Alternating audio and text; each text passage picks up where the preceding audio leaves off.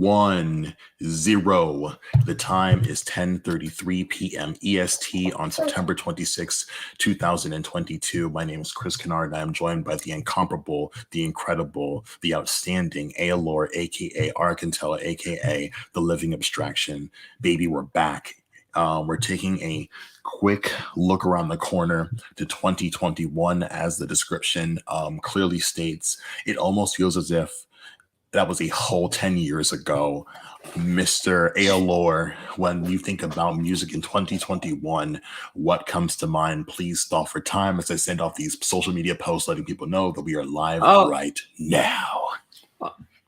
Well, thank you for first of all, thank you for asking that question. And second of all, I think when the major compare and contrast between, how I see music, now in 2021 versus how I saw it in 2012 is that in 2012, and really coming from that high school, that teenage high school state of mind, music was about escapism. It was about, oh wow, this amazing life that we are about to have right now. This is the soundtrack to this amazing, lovely life we're about to enter into right now, or just how cool adulthood is going to look. Whether or not it turned out that way, but if you compare, my relationship with music, when we're talking about 2012 and all the cool stuff we had then versus now, is that it's gone from, oh hey, escapism and this amazing life that we're going to go into this is the life we have now. This is how we are trying to deal with the life we have now, the good and the bad, but oftentimes the latter. But so yeah, it's gone from being excited about the adult's life I was going to inherit into trying to make sense of the adult life that I am currently in. Well said. Today I got the second half of my monkeypox vaccine, and I was talking to a couple of the employees at the place where I went, and the associate who administered my shot was giving me kudos for making the decision, to protect my body and those around me.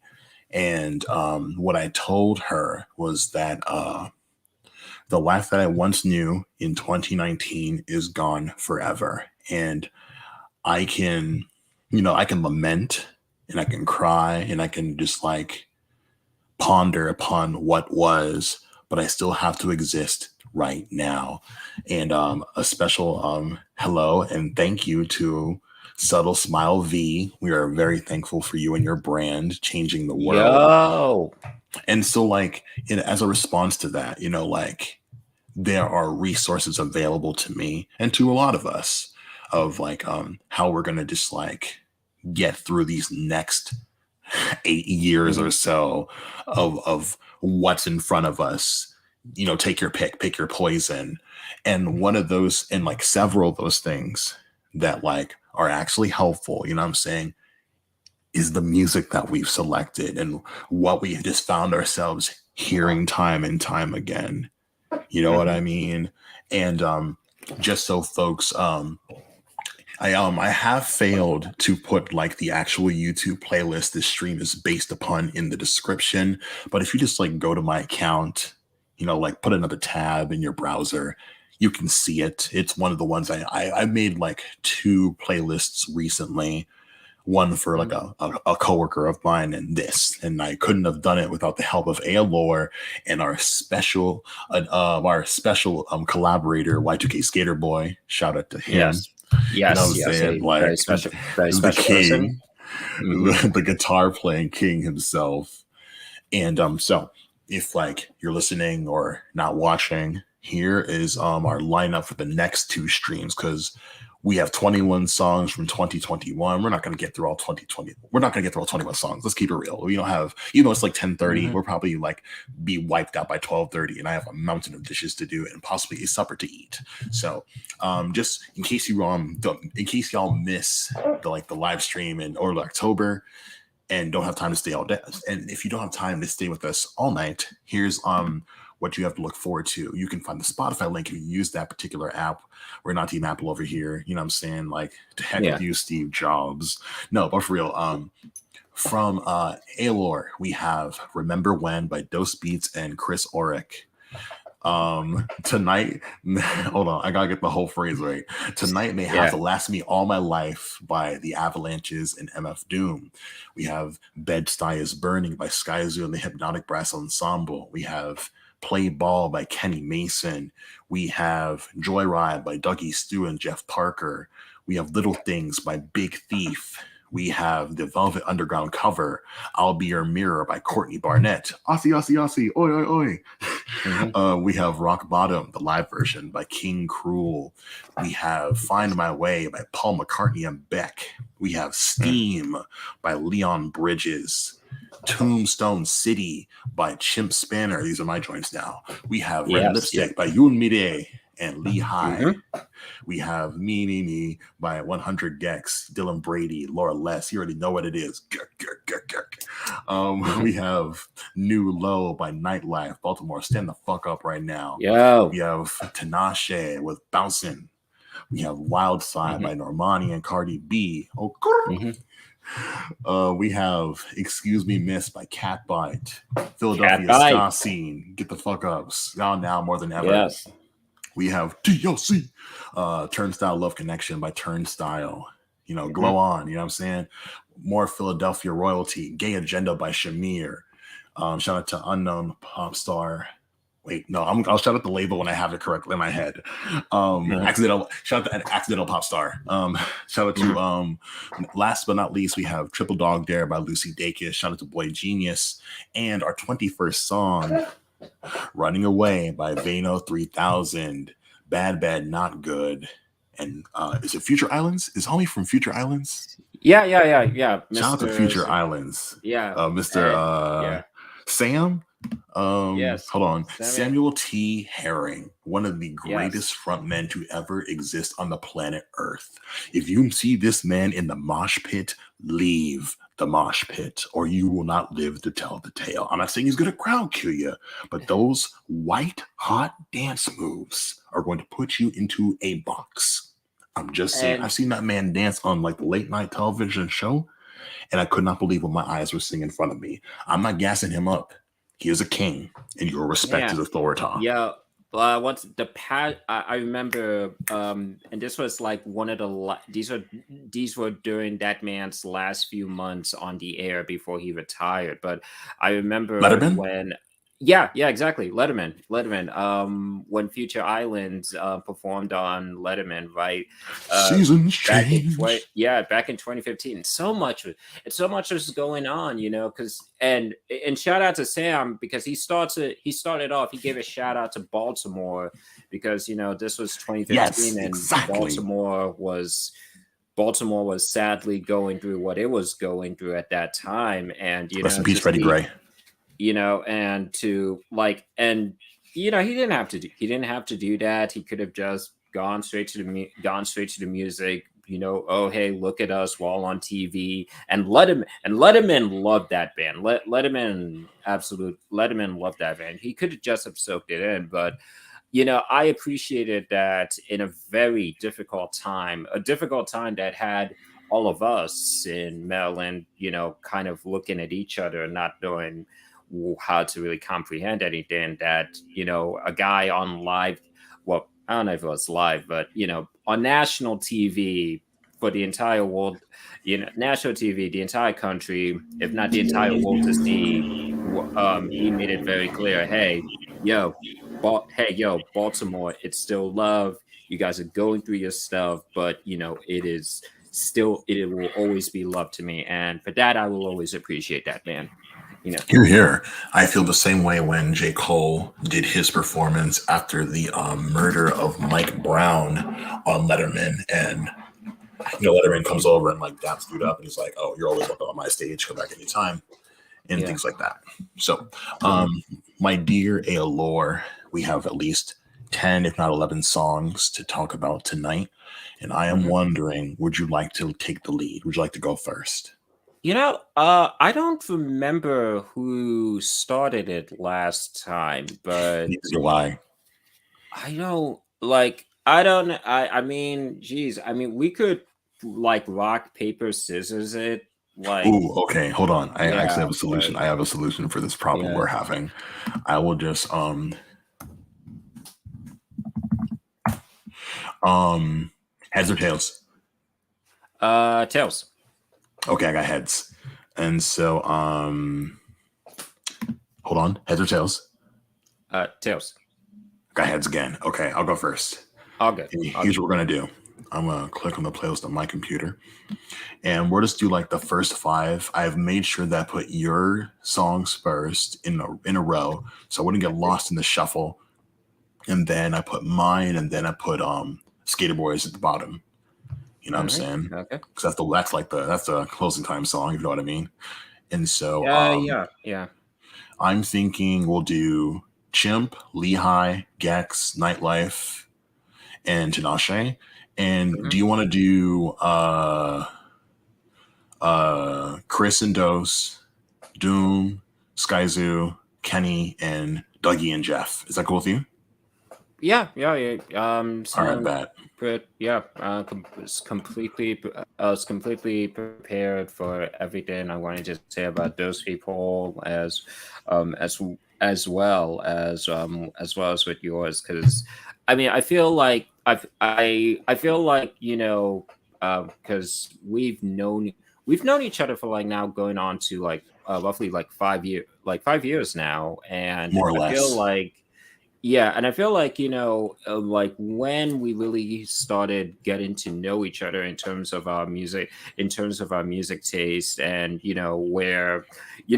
the distinctions between your taste versus mine, I feel like this playlist like completely really kind of like lets the viewers know where like the distinctions between like what my where my taste kind of like lead into versus where yours does, very distinct. And I think much with like our 2012 list, what I love about your selections is, once again, it's just a complete authenticity about it. I mean, there's the stuff, there's the stuff that gets put on major publications best of the years list, and nothing against that, and nothing against the stuff that ends up winning Grammys, because a lot of people won Grammys this year.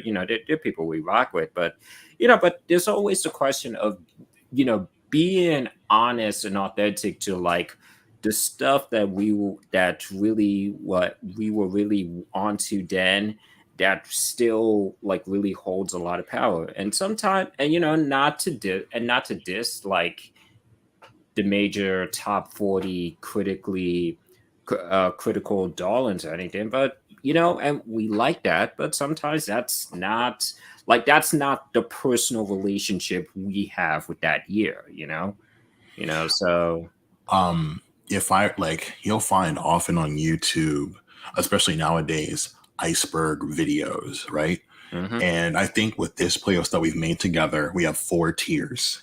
We have the mainstream tier as the first layer, and then we have like stuff that's going to be featured on Spin Magazine, Pitchfork. Wow, Pitchfork, Enemy, Consequence of Sound, blah blah blah blah blah. You know what I'm saying? Revolver, who cares? And Mhm. then you have like the third tier, which I think that you exclusively hold. You know what I'm saying? Like the stuff that's indie underground that I've never heard of before. And I kind of pride myself on being like just like having my ear to the ground in regards to certain artists and music. But I feel that like you cover the ground that I don't. and I really respect you for that. And then there's like the fourth tier, which I think Mhm, I exclusively hold. That's mhm. like the DIY crowd. I think I consider the I feel consider like, and this is exclusively like on Twitter and stuff like that. You know what I'm Yeah, saying? yeah. Like Yeah, yeah, yeah. bands who are really just like grinding, bands on like artists on TikTok who are like getting like little to no views and followers on their accounts. Having a bit of deja vu. It's like these are the artists that are like truly just like on the ground floor making shit from sticks and stone and fire. You know what I'm saying? Like Yeah. your True. JPEGs, they're like ascending the iceberg. You know what I'm saying? And I'm super stoked for that.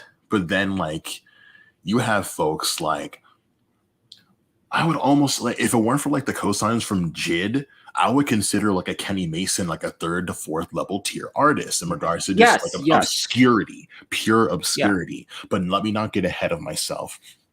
Even though I won the coin toss, I would first like to know how you felt about the song Tombstone City by Chimp Spanner, because I'll go over my history with his work and his relationship to the bands and artists that I'm like obsessed with.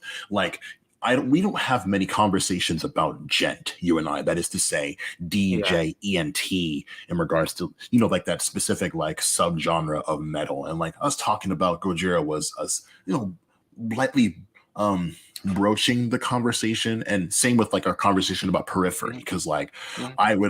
I would consider personally Periphery to be one of the big four of the gent subgenre, and I can't wait for that to be like I somehow like I secretly crave the end of gent, only in the sense that like it falls out of vogue so that people can finally have the conversation who started this shit and who ruled this shit, because there are more than four to like consider, and that's super fun for me. And like for me it has to be like the folks who are around the longest, who are Mhm, significant, who are still to this day significant when they consider who they're going to like go see perform live and things of that mhm. nature. So as a non-gent person, you like how does the song Tombstone City hit your ears? Well, I'm glad you mentioned the previous stuff, the previous artists that we have spoken about in the last 2012 list, because I definitely very much had that same vibe, which was, just something. I there's something really about, I would say, the experimental progressive metal scene, and how it continuously tries to find this kind of balance between the aggression that heavy metal naturally has, but then at the same time, that same instrumental discipline that the best of the best acts always had, but really pushed up to a whole new level. I mean, the thing about, like, match rock or progressive metal is that it's really, I always consider those subgenres of metal basically basically being people who have very much like learned from and taken from the discipline that jazz players had, and like really tried and succeeded in bringing into heavy metal. And that's something I felt so much with this track, which was, once again, yes, yes, yes, yes, yes, the distortion, it's there, but also it's just like, but also the discipline, really intelligently thinking about where the rhythms are going, and everything. And I think that's the heavy metal. That's the kind of, I mean, because, my heavy metal credentials are existent, but I can't, I'm not gonna act as if like I know things kind of inside and out. But it's really cool when I get to hear bands that, like, to kind of use the 90s framework, like, could have been a thing on like Headbangers Ball and stuff like that, and really it kind of makes me it really makes me wish that in the mainstream there was still a better acceptance of the many kind of the many facets of heavy metal. And I feel like we sadly haven't really had that. I mean, you could say the new metal days of the late 90s, early 2000s, but also like the days of Avengers Sevenfold and something like that. And it really it really makes me wish that there was a, granted you could apply this to rock in general, but but yeah, really that there was just this kind of avenue for like heavy metal like this to be accepted in mainstream. Because I think I don't know, maybe this gets played among the Sirius XM crowd and stuff like that. But but she's like, yeah, man, this is exactly the direction I dig heavy metal going into now, man. This I'm all like I've always been about like progressive, like the more progressive metal bands. Like Voivod is a very, very, very, very special band, very, very special band to me. I mean, granted, my favorite album, I guess, is kind of considered their worst. I forgot. It's the one that has clouds in my. It's the one that my favorite album. It's the one that has clouds in my house on it. I mean that's like my that's my favorite. That's my favorite Voivod album. In fact, I will. Yeah, I'm also Angel. looking for that. Yeah, yeah. Angel Rat. Angel Rat. Yeah, that to me. 1991. Yeah, that to Wow. me will always be that to me will always be their magnum opus, which is their Bruh. which granted I think like Faithfuls, like Voivod Faithfuls, like absolutely hate that album because of Mhm. just how it is very, very, very on the psychedelic kind of. It kind of sounds like Rush, but it's like, but they make it work so That's brilliantly. great. Why would Yeah. anyone, why would anybody, don't even get me started on how much it makes me one big thing for me personally in Hmm. like the scene kid realm, there is such a disconnect from other subgenres. Hmm. And I hate that. Like Hmm. I sincerely believe that in the scene kid realm, you know, the the culture is pushed forward by youth culture. You know what I'm saying? Like young people are the reason why there's still a scene. And like Hmm. oftentimes like these weirdos behind the keyboard shit on the bands whose like primary fan base is young women. And like oftentimes these bands are like kind of scumbaggy, like Yeah. disrespecting and Yeah. like misusing the fans. And like and then like there's this endless cycle of this. And I'm like, what would it take for like some certain influencers, certain magazines, certain A&Rs to just like tap in with these fans, like these loyal, just like long standing fans, be like, why not these older like acts? Not even like, and like not even like, oh, like when we get like Pierce the Veil fans listen to the last Rush album when they were still on the road, but just like, have you ever heard just like the first Rush EP? And what are your thoughts on that? We have to bridge all like the scenes together because I I agree. find that and see because like I brought a Uh-huh. periphery and how like Yeah. listening to them and like digging up information on the members and like following them on socials and like all these nerds all listen to Devin Townsend, all listen to Meshuggah and like Alan Holdsworth and things like that. And like these are artists who are just like, still in the realm, but not just like performing at the capacity that they were. But because Mhm. like the folks who are around my age making like the current new shit say, oh, this is where it all starts. I dig for that. I fiendishly look for that stuff. And Yeah. I wish that wasn't I wish because like you brought up Voivod and I've always seen their Mhm. name and I never listened to them Mhm. before. And like just like you always do, you pull like a band who's like strongly regarded, but not like currently just like the flowers aren't being given, in my Yeah. opinion, Yeah. by like someone that I know and respect. And this I guess this is just the two of us pushing against that.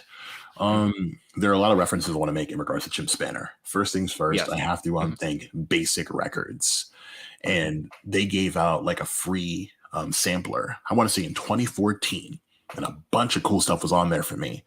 And it included a song from the EP "All Roads Lead Here" by Chim Spanner. And so I really like that song that was on there. I have to find the song right now before I lose it. I got clickety clack real quick. I think it was the Mhm. song "Dark Age of Technology." And I think I listened to this particular Yeah. EP, like the whole thing in college, right? Right. And Mhm. so in Oh, yeah, particular, oh yeah, and shout out V. I see you have to go to bed. All good. Thank you for being here with us this long. Hope you can watch Sweet the Dreams rest. V, thank you. Yeah, hope you can watch the rest when you can. And so like Mobius Part One on that EP, I felt really strongly about. Hmm. And I just like held it in my heart. Just like this is like the one song that I really, really like. And I want to like give Paul from Chim Spanner his flowers, because if you look Chim Spanner up, you learn that he basically does all of this. Thank you so much. Thank you, thank you, thank you. This thing is underrated. And like Paul does all this himself. He's a Hmm. multi-instrumentalist, you know what I'm saying? Yeah. In the same way you would like find a cloud kicker who's Hmm. also an artist I got into around this period. And I don't remember how. I'm just going to go ahead and give that credit to absolutepunk.net. Rest in peace. I think they're now Hmm. currently Chorus FM, which I do not read. I'm not going to lie. And it was the album from Cloud Kicker. I have to try and find it. I had it up a minute ago because I haven't listened to anything else he's done, honestly, since that time. But it was all instrumental, and it was called Beacons. And like through like the albums, through the song titles, you understand that like there's a story being told like by a plane that's like hit by enemy fire and crashes. Ah. And the album is uh about 45 minutes, and it's just like really, really just like progressive and loud and frantic. And I'm like, wow, like who's making stuff like this? The answer is Jim Spanner. And Hmm. so, like you have that EP from 2012, you're like, oh, great, cool. What else do you have? That's the thing. He disappears as far as like his releases are concerned. Damn. Around, I want to say, yeah, after All Roads Lead Here, he didn't release anything until 2021. Enter Tombstone City. I hear it for the first time, and I'm like, holy moly, this is my favorite song of the year. And when I hear it, and like, it's just, I feel like I'm freaking Sonic the Hedgehog on Green Hill Zone, running 1,000 miles per hour, because that's just what this song is going to do to me. I feel like I can pump like 100-pound weights in every Hmm. freaking capacity when I hear this song. It just fills me with just like all this power. It makes me wish I had taken the guitar more seriously when I had the chance. And it's just like, Hey, you and I both. You and I both. literally, And so I'm so thankful that like you gave this song a chance and like you had all those cool things to say. I also want to give flowers to the one and only Mick Gordon, who was responsible for like really that helped bring Doom, the franchise Doom, back Hmm. into like all of our minds, because like those like the gamers of yesteryear, or would preach the gospel of Doom. But those of us who didn't have the patience to do like, like to dig through the crates and play the game. But when it came Yeah. back to like when it got rebooted and Nick does the soundtrack, it's like this is everything that I already like to listen to. And I have more of Hmm. it. And if you really like Mick, you can find some of his collabs with Monuments, another great like Hmm. UK group, but their new stuff that came out this year. So we're not going to focus too much time on that. I Yeah. think I've rattled on enough about Chimp and all the cool things he's doing. Let's take it over Hmm. to the hip hop, real hip Yeah. hop. I want to talk about for a moment Dose Beats and Chris Oric. And one thing that I noticed about the songs that Aelor picked for this playlist is that he's played most of these songs for me before, at least three or four of them, if I could Yeah, guess. And yeah, yeah. and you played this song. Remember when during one of our Beat Sense sessions, what I'm hoping to do more of when I crack Yes. 1,000 followers on TikTok. Follow the boy on TikTok. I only need 8 more to qualify for live streams. And Seriously, so, follow this man. and like the note that I took when I listened to this song again for the second time, I wrote to myself, Aylor has played this for me once, and I immediately knew why he picked it because I know a little bit about what goes on in his head and what concerns him about the future. And right before I give you like the floor, I oh, the world's greatest mogul is here. Oh Yo. no. I feel so poor all of a sudden. Oh snap! The TikTok handle is KRISKENARD,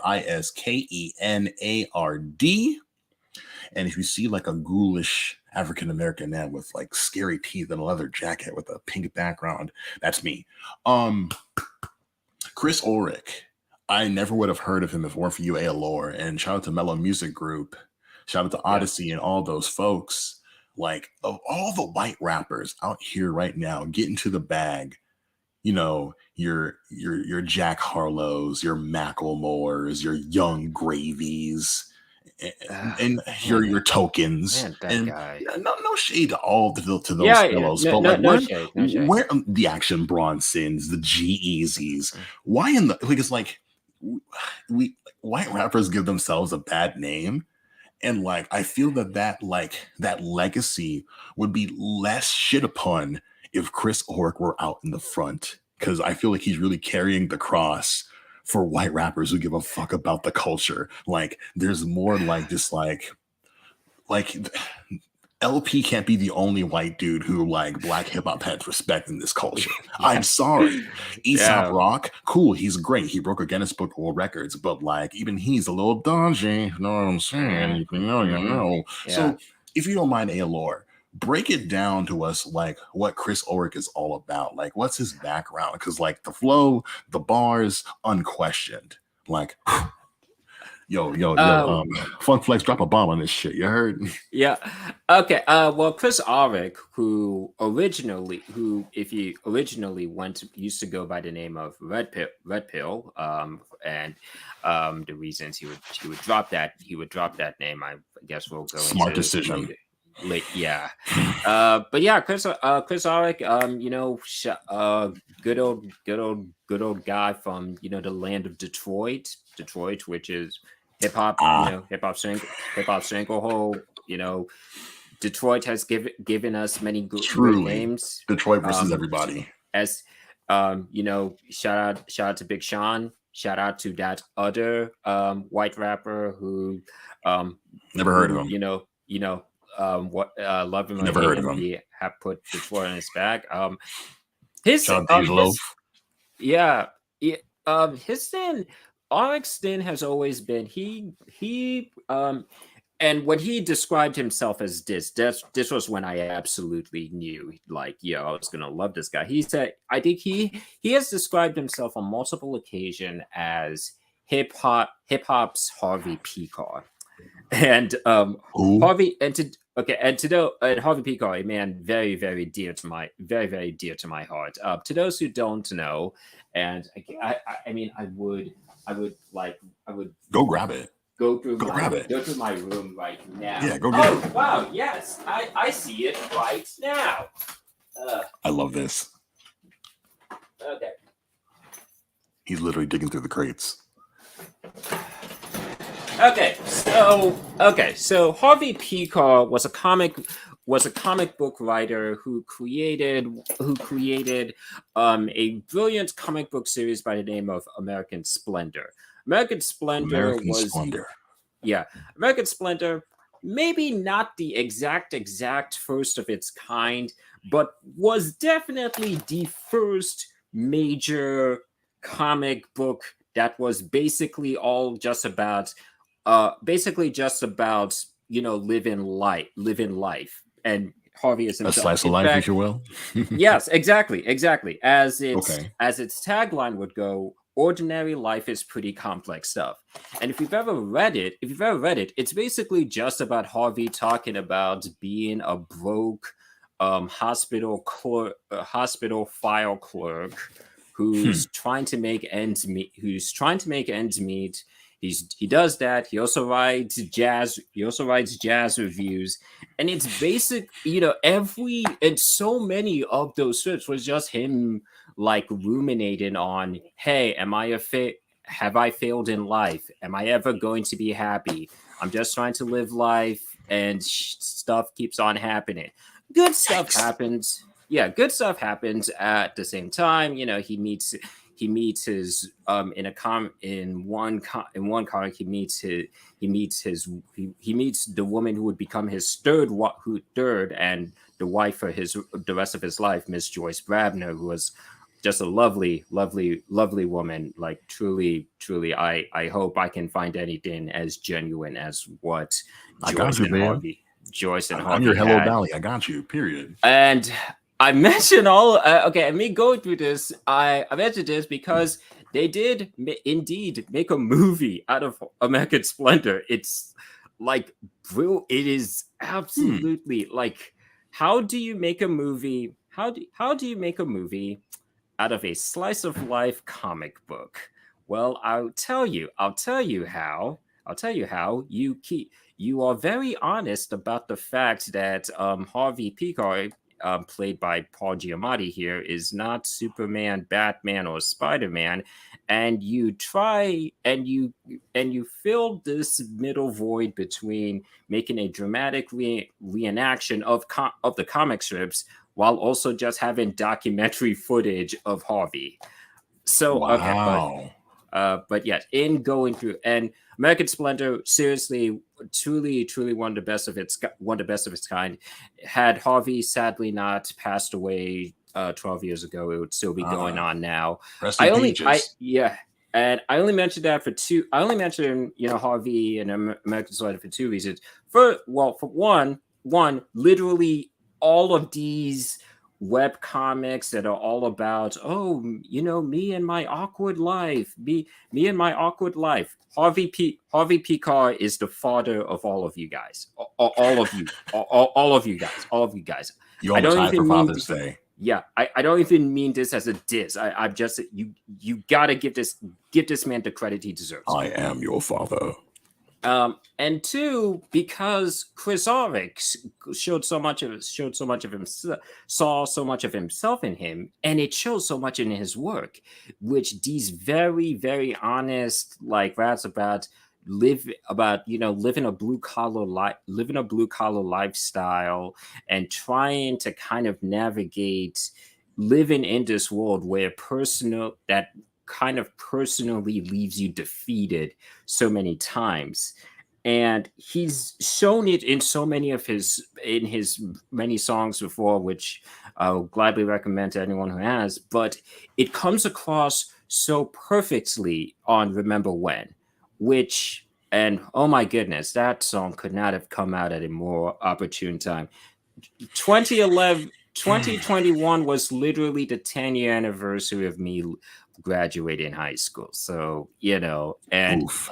and Remember When, which is literally all about like thinking about all the people in your life that you've had great moments with, who for some reason or another aren't in your life anymore, and they're kind of living. And we all have our struggles, but it's like, they're kind of even with those struggles, they're still living a life that you heavily envy. And the line which just cut me so bad is it, because it's like, man, geez, are you stalking me? Are you stalking me, What's the line? What's Chris? the line? It says, I'm watching life play out on Facebook, just taking a look at what the days took.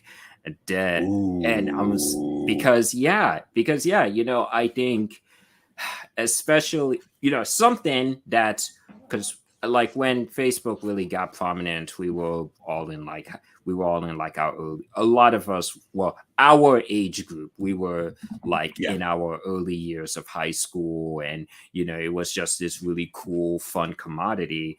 But now here we are, 10 plus years moving forward, and along with all the other stuff that it is not good for that has been in the news and is probably the reason why we had that last president that we had, I don't know what it you're talking about. it also kind of, yeah, indeed, yeah, it also unfortunately ends up being this window into all the accomplishments that other people ended up having, and we're just kind of like, geez, wow, I guess everyone's I mean, I guess everyone's kind of just in a like in this in. I mean, how many? Okay, we know this season is about to come. It's about to come because it's fall, and this stuff always happens in the fall. In the fall, like, but Marco, how many more? Oh wow, I'm about to marry my best friend. Post are we about to see? Are we about to see in the next few weeks? Listen, As okay, we, I'm gonna stop you right here, only you know, because that like at my big age, we're around like the same age, I'd say. yeah, yeah. And I have found in my own life and in the lives of my friends and acquaintances that the Mhm. folks who like, you know, tie the knot and like stick it out all the way until like their stories end in this realm, they are the exception. They are not the rule. I find that the rule is that we all try, right? And Mhm. like, folks like you and I, we're still trying. And Yeah.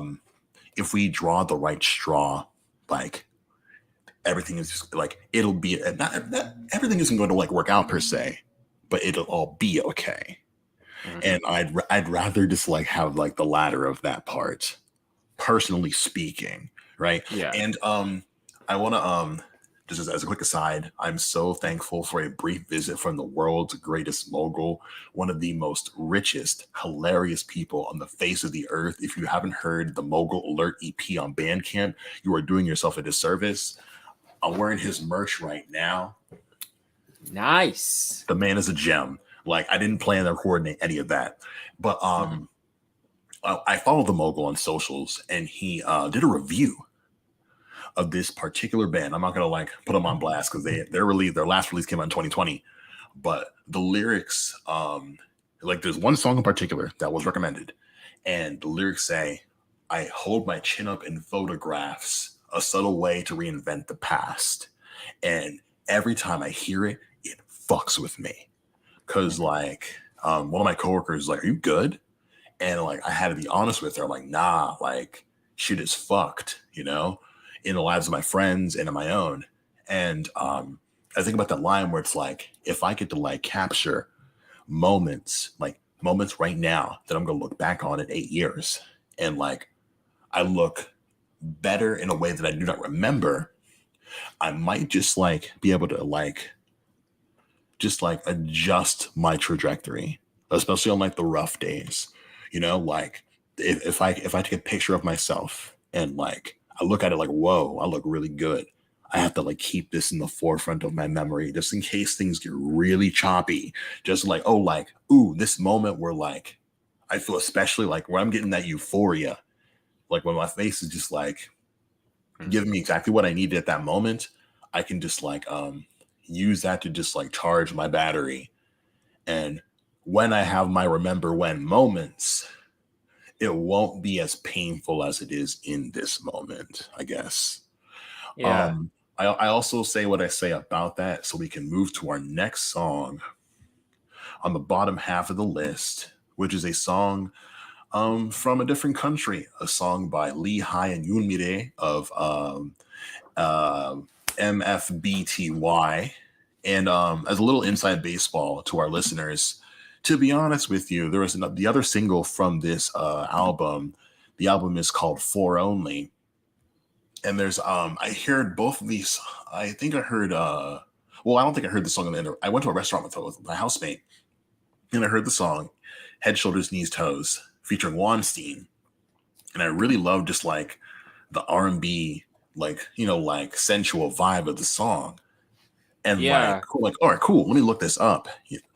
And I look at the video for the song, and I feel like the tone of the video and the song does not match. And I didn't want to give any weirdos Not at out, all. bro. And you've seen it, right? And I'm just like, I don't want to give Yo. any weirdos the wrong idea.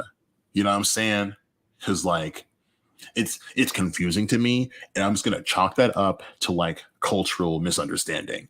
And I do not have Yeah. like the mental battery or capacity to just like throw like a PSA on like as like a pinned comment. You know what I'm saying? So I'm like, cool, let me like pick the song, which is as good, but I didn't listen to as much, because I love Mide, and like it's so rare where we have an artist in like the machine of like the like Korean popular music who's Yeah. like from our background. You know what I'm saying? I remember I played Mhm. some MFBTY for a friend, and like like Mide speaks English because she's American, dual Mhm. citizenship or whatever, and like Mhm. she's rapping, and people are like, yo, why is she doing a black accent? And I didn't have the chance to be like, no, she's black, bro. Her daddy is black. We claim her, you know what I'm saying?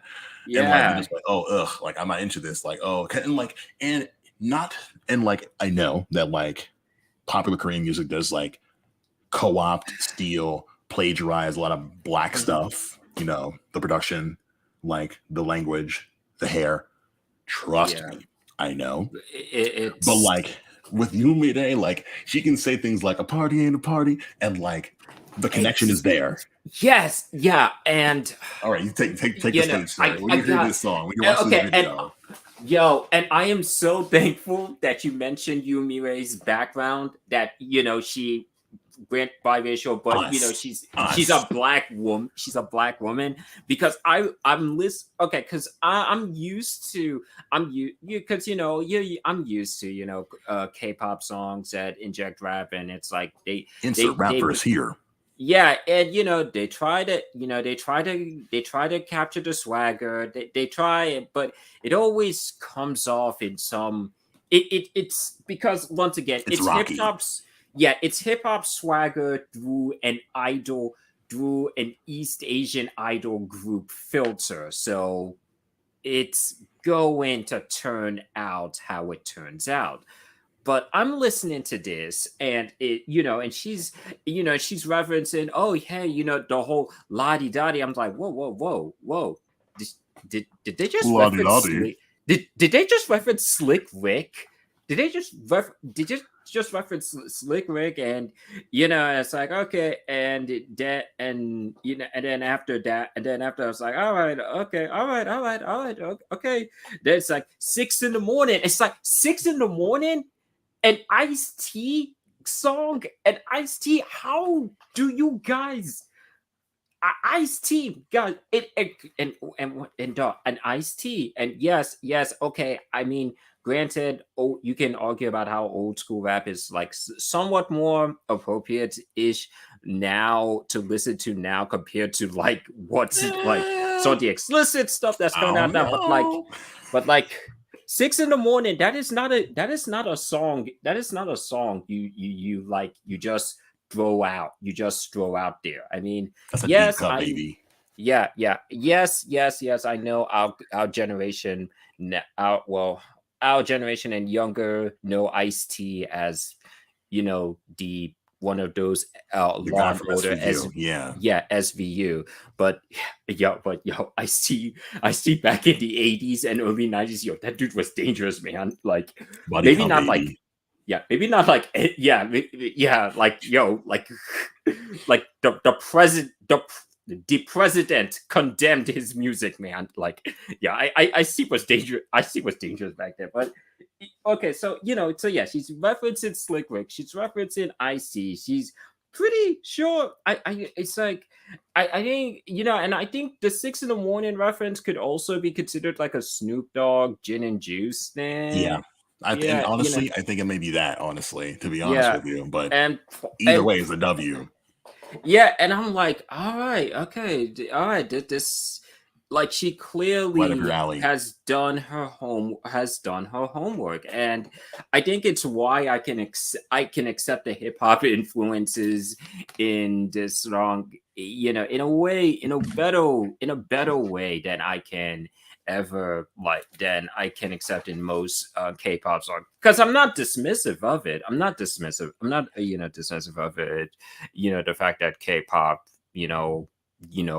has their rap elements, but yeah, we were just you're just referencing about the not the greatest relationship that K-pop has in terms of its sampling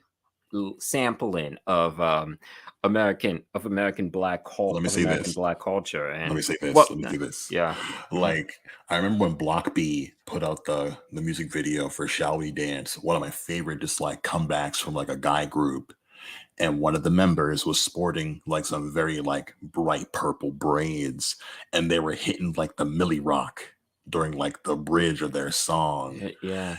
And like I remember when EXO put out their Lotto music video, and they were for sure just like trying to ride like the young thug wave. Same with G Dragon when Bang Bang Bang drops, and he's doing the Yeah. kind of just doing the kind of flows that a young thug would do. Uh-huh. And just like I don't think anyone's trying to like copy like the baby flow from Playboy Cardi yet. But like Yet.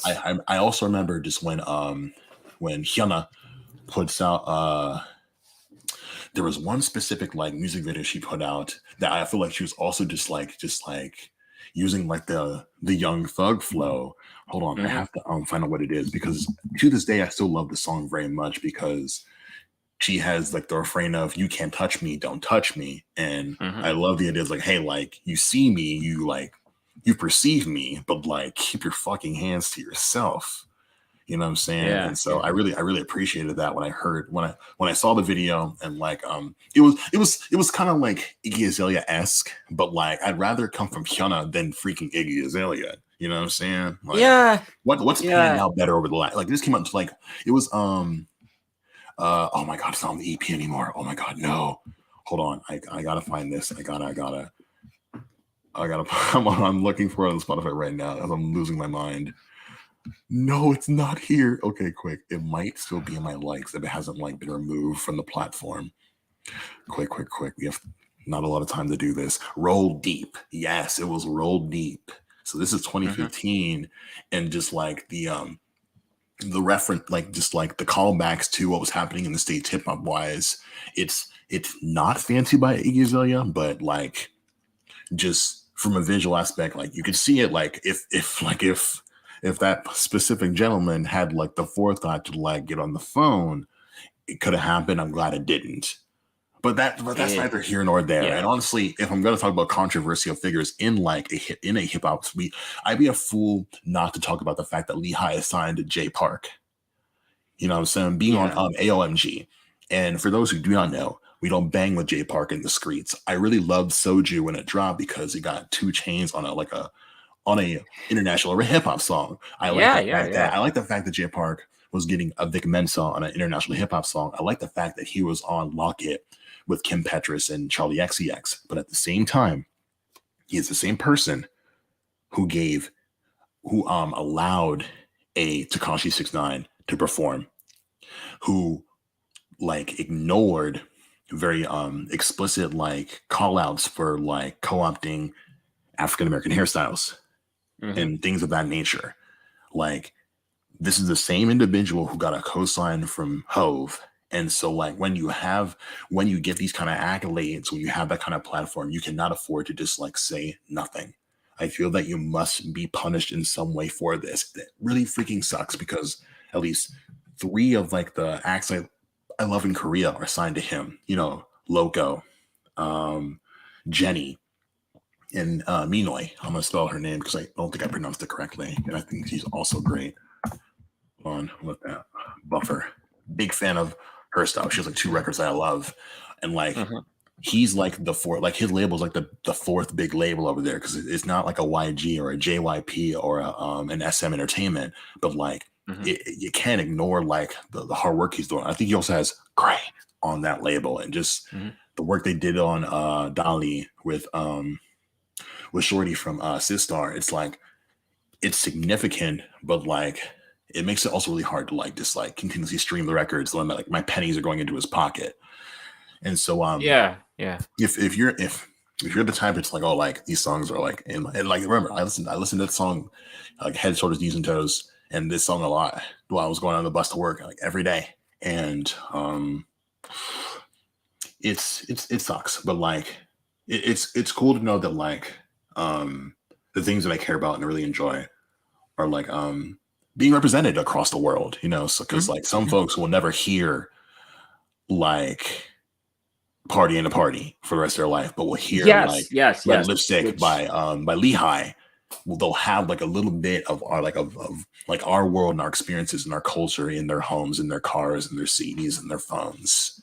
And that's, I think, is what's more important than things that may honestly never get fixed. So and yeah, hmm? and I'll just say one last thing, because once in Please. talking about the distinctive relationship between your taste versus mine, and one thing that I really picked up on when we were getting together and we were sharing music together, it's like, oh whoa, hey, this guy, he's all about that K-pop stuff. I mean, like, Love it. Not gonna lie, and man. not only is all about it, has a way more, maybe not okay, I don't know if you would call it encyclopedic, but he has a way more Nah. extensive way more extensive knowledge than I feel like I can really afford to really have like right now at this time in my life. And once again, that was something I always appreciated. I always appreciate, even if I myself could never like become that deep a fan. I was like, wow, I think it's really great that you not only you get it, but like your love for it was always legit. Because yeah, this was okay. 2017, that's when K-pop becomes much more mainstream in American society. But you were in those trenches for you were in those 2010. trenches. Yeah. 2010. And like I want to be like perfectly clear. Yeah. I didn't get there on my own. Like I had to have friends just like point out to me like it was Girls' Generation, their song G, and my friend Ashwin was like, "Yo, listen to this song." I listened to it 10 times in a row that day. And I think I was like relatively aware of what was happening and as far as like popular music was concerned until 2018. I think after 2018 was when Twice, who is like currently like the number one girl group, I believe right now in that genre, if not Luna, but like Twice drops Fancy. And again, I listened to that song a lot. And Hmm. they recently dropped a song called The Feels, which was like their first like, like step into like the English like top 40 pop like industry, like yo, like market, like yo, we're here, we're really good, like give us a chance. And I'm like, wow, this song is super great. And like I feel like it got blatantly ignored as far as my limited perspective was, because I brought up because one of the bands I like right now In the Morning was talking about Twice. And Hmm. I'm like, I don't know anybody who listens to Twice except for maybe like one person in my life, back home in Maryland. Hmm. And like Lee Vocal's perspective on Twice was far broader than my own. And I was kind of embarrassed how like my 2 cents kind of like I feel like it was received very well. And Hmm. I personally blame myself for not just like for not considering how big the world is and like how Hmm. my kind of like tunnel vision ass take I don't know. It's like how I'm just gonna get off this topic before like I get sad. But It's all good. It's all good. we're gonna like I want to push things back into your court with this Avalanches Mhm. remix or like like and Yes. I hope I make you laugh when I say this, but like I hear this song and I know I've heard it before. And I'm pretty sure it was probably you who played it for me. But I'm pretty sure. Yeah, I'm pretty sure. when I hear this shit, the Uh, thing that I wrote down is that this song, and again, I'm gonna read like the title of the song because I think yeah. it's freaking like tonight may have to last me all my life. It's the MF Doom Hmm. remix, rest in peace, Doom.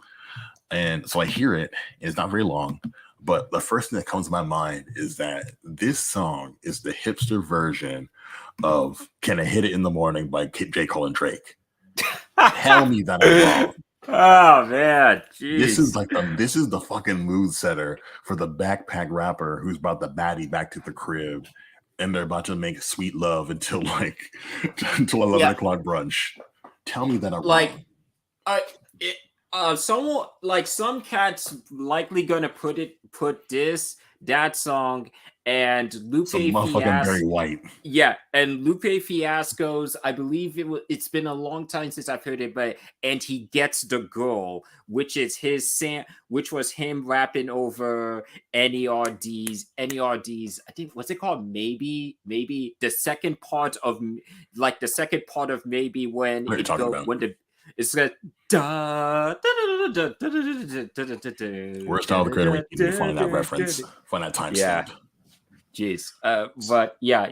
Tell Once again, tell people about tell people about the avalanches and their plunder phonics because okay. So yes, the avalanches, which and I was fully prepared to do this, by the way, which I am maybe a huge fan of. Okay, so perhaps yeah, maybe, perhaps, okay, so but the avalanches, this wonderful group from the good old land of Australia,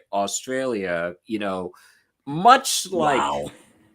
much like how, and I've kind of alluded to this on my radio show, which I'm not promoting right now, but Midnight in a I've Perfect alluded. World and Midnight in a Yeah. Perfect World. Shout out I, Station Head. I love the name of that show so much. Thank you, thank you. I've alluded to this in a few in past sessions about like where electronica really kind of was in the '90s, and why I will always kind of say was in its best ways was you had all these groups and artists. You had these groups and artists who, maybe at their heart it was electronica, but they were also taking elements from hip hop. They were also taking elements from various rock stuff, and melding it in a way where yes, you have your EDM rave kids, but it's clearly also it's appealing to the alternative rock 120 minutes crowd. It's appealing to the hip hop crowd who only watches like Yo MTV Raps and Rap City. It's doing that. And in that scene, and you have a lot of cool groups that come. You have the Chemical Brothers, you have Fat Boy Slim, you have Daft Punk. Daft Punk. Backwards We again don't with the ill yeah, behavior. maybe we don't think of Daft Punk in that kind of sense, I do. especially, but yeah, they're products of that. And then you have a DJ, hip hop to their bones DJs like DJ Shadow, who do introducing, and because introducing, which is maybe not completely accurately, but at the time was like beloved for the fact that, oh wow, an album that is just samples, just samples, and what he does with those samples and how he reconfigures it. And I only mentioned DJ Shadow and introducing because the Avalanches and their first album, their debut album, Since I Left You, is often quite understandably seen as their response to introducing, because of, once again, and because yes, it's built off of thousands. I think the album, which originally came out in 2000, before anyone wants to get at me about me cheating, because, oh no, I thought it was 2021. Yeah, I will explain Nah. it later. And I I'll also explain want it to say, later. I just want to drop in a little Yeah. minor note. This particular song was available on YouTube June 2021 because I Yeah. also realized, wait a minute, this is the 20th anniversary of this release, which would make it Mhm. 2020. But God damn it, the playlist was started on YouTube. And I promise that once this stream is over, you'll find it in the comments. You'll find it in the Yeah. doobly doo. Please continue. Okay, and I mentioned DJ Shadow introducing, and and that album, which is absolutely a masterpiece, not just of hip hop, but I think of hip music in general. But I mention that because yes, since I left you, which is kind of seen as their response to introducing, in that once again you have this album that is whether you want to call it sample delia, which is valid, or I like plunderphonics, that. as most of us like to call for. It's just built off so many samples, not just of music in general, but also just Oh, of like old, like stuff from stuff from film, stuff from just old novelty records. And yes, it is estimated that the album had upwards of 3,500 samples on it. And a licensing nightmare. it really was. And okay, and so you have all these songs on the tracks that all kind of become like classics among fans. Since the title track, "Since I Left You," which if you ever watch the music video for "Since I Left You," it is impossible to not want to contemplate crying at the end. It's so beautiful. There is the like meme material of a video, "Frontier Psychiatrist," which grant okay, Amazing. yeah, which if you really want me to go nerdy about all this stuff, I will mention how the "Frontier Psychiatrist" music video is very, very similar to the "Start the Commotion" music video from that came out in like late 90s, by another seminal electronica group of that time, the Wise Guys. Yeah, watch "Start the Commotion," watch "Frontier Psychiatry." They're really, really similar in concept. And this isn't me saying anyone ripped off each other. It's just I just noticed that, and I felt like getting really nerdy with you guys. Great minds think alike. But yeah, so you have songs like that, and then you have the original song, "Tonight May Have to Last Me All My Life," which is this very very down tempo, a ballad, not kind of ballad, but once again, ballads in the lo-fi hip hop way, because we do we do it differently over here. But but yeah, it's just this It's very just a love beautiful. call, period. Yeah, yeah. You hear these pianos, and they just really, really sink to your soul. And it truly is it's a beautiful song in of itself on its own. But imagine the shock of my life in 2021, me going through all the stuff I'm going through. MF Doom, a very special rapper to all of our hearts, has died. And I am strolling through my Instagram page, and the Avalanches say, "Hey, we're re releasing Since I Left You, 20-year anniversary," even though you guys had already released an album last on the actual 20-year anniversary, but semantic. But we're re-releasing the album, and hey, we never told you, but MF Doom recorded a verse for for tonight, and we never thought we had some use to it. We never thought we could make it work, but you know what? Let's share it with you guys right now. And I'm hearing this, and once again, and the loss of MF Doom, it broke all of our hearts. I don't know if we'll ever really be able to fully make peace with it. I mean, like, hey, 2020, crazy. I mean, we lost MF Doom and Chadwick Boseman in the same year, man. I don't know how that happens, but Nightmare shit. but the thing about MF Doom is that you listen to his raps. It's all about, hey, I'm the villain. I'm an enigma. I look through the shadows and stuff like that. MF Doom was always MF Doom. in the entire concept was basically always supposed to be hip hop's answer. Scary. Yeah, hip hop's answer to Phantom of the Opera. Yeah, that was MF Doom. He once again he was the villain. He was the villain. So and his the songs may vary, but yeah, that was always the mindset he came in.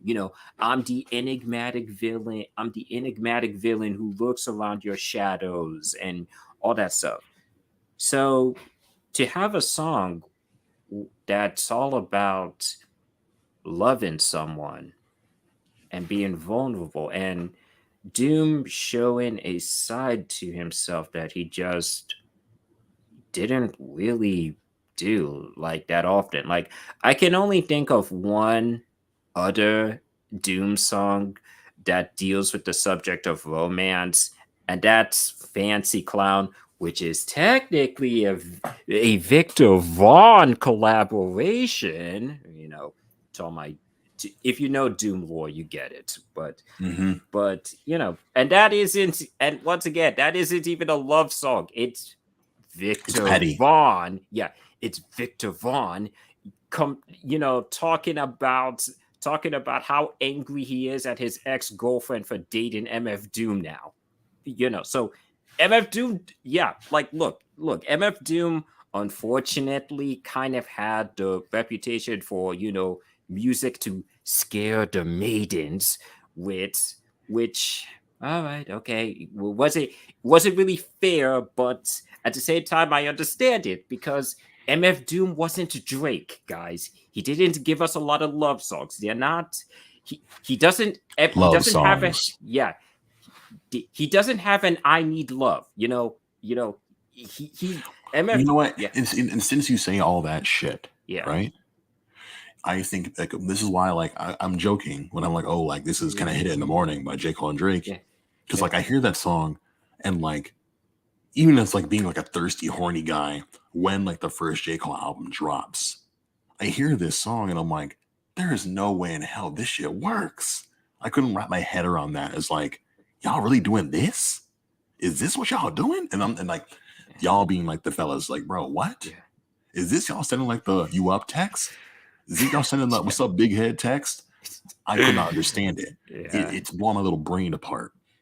But I hey, maybe but Cole is that. But then again, Cole's the same dude who then gives us like For Your Eyes Only, and we're getting just like that sensitive, like emotional, like reminiscent fellow who was talking about like, oh, like I see you, and it's like I gotta have you for like the rest of my life. You know what I'm saying? Like meeting like the mother of the kid, and just like trying to like like thinking about like, oh, the life we're gonna build together, like the family we're gonna have, us like being together forever, and like you have like those pianos and like those like those like the singing, and so like I make like the connection to She Mine by Cole versus just like Tonight by the Avalanches and Doom. It's like it's the end of the day, like you're taking off your shoes, your socks, you're lighting some candles. Maybe it's like it's cold, you light a fire. You know what I'm saying? I don't know, like you put on some lotion. You know what I'm saying? Like I gotta be honest. I like the fact that you think about the song in a way more intimate way than I ever do. Because I always, because I don't know. Because I was always just so taken aback to see like Doom being so like vulnerable to the I'll take it a idea step of further. loving a woman. I'll take it a step further. Hold on. Yeah. Do you remember Rocky 1? And he takes Adrian out on the date. And Adrian's like, yo, this guy is, I don't know about him. You know what I'm saying? Like, and rightfully so. Like, he's an imposing individual, this Rocky. And like, he invites her over to the crib and he's like, oh, you want to come sit down? You want to like sit down with me next to the couch? And like, I had to turn the movie off because I'm like, yo, this is so awkward. But that is, I think, that is the essence of like this 1 minute song. It's like, it's awkward, it's messy, but like, it's straight from the heart. You know what I'm saying? I also like Doom is doing it off the Doom is doing it off the dome. You know what I'm saying? But it's really just like, yo, like I got like I feel for you for real, you know? And so like just like this stripping away like just like the kind of emotions that can come from this song is like Mhm. here's just like again it was like this was a gift to the world that came from the Yes. avalanches, you know what I'm saying? Like it's like I'm more focused on him than I am like the other two folks, and like nothing Mhm. but love and respect to the avalanches. If we want to really like get to know their work or like who they were as people, I feel like the episode that like Questlove Supreme did with them was super cool. Didn't finish it, but like I thought it was very neat. Mhm. And I thought Agreed. when you were talking about DJ Shadow, I thought about how like Introducing comes out in 1996. Mhm. I'm 4 years old. My little brother was just born, and like those Mhm. cats maybe pick it up. The guys in the avalanches pick it up, and can you imagine like I see like the gap from Introducing to like Since I Left You is like imagine like a kid in high school gets this his freshman year. Introducing, Yeah. listen to it every day, every year, and then like as a graduation, like as like a say you're like the valedictorian, and your Mhm. commencement speech is the Avalanches Since I Left You.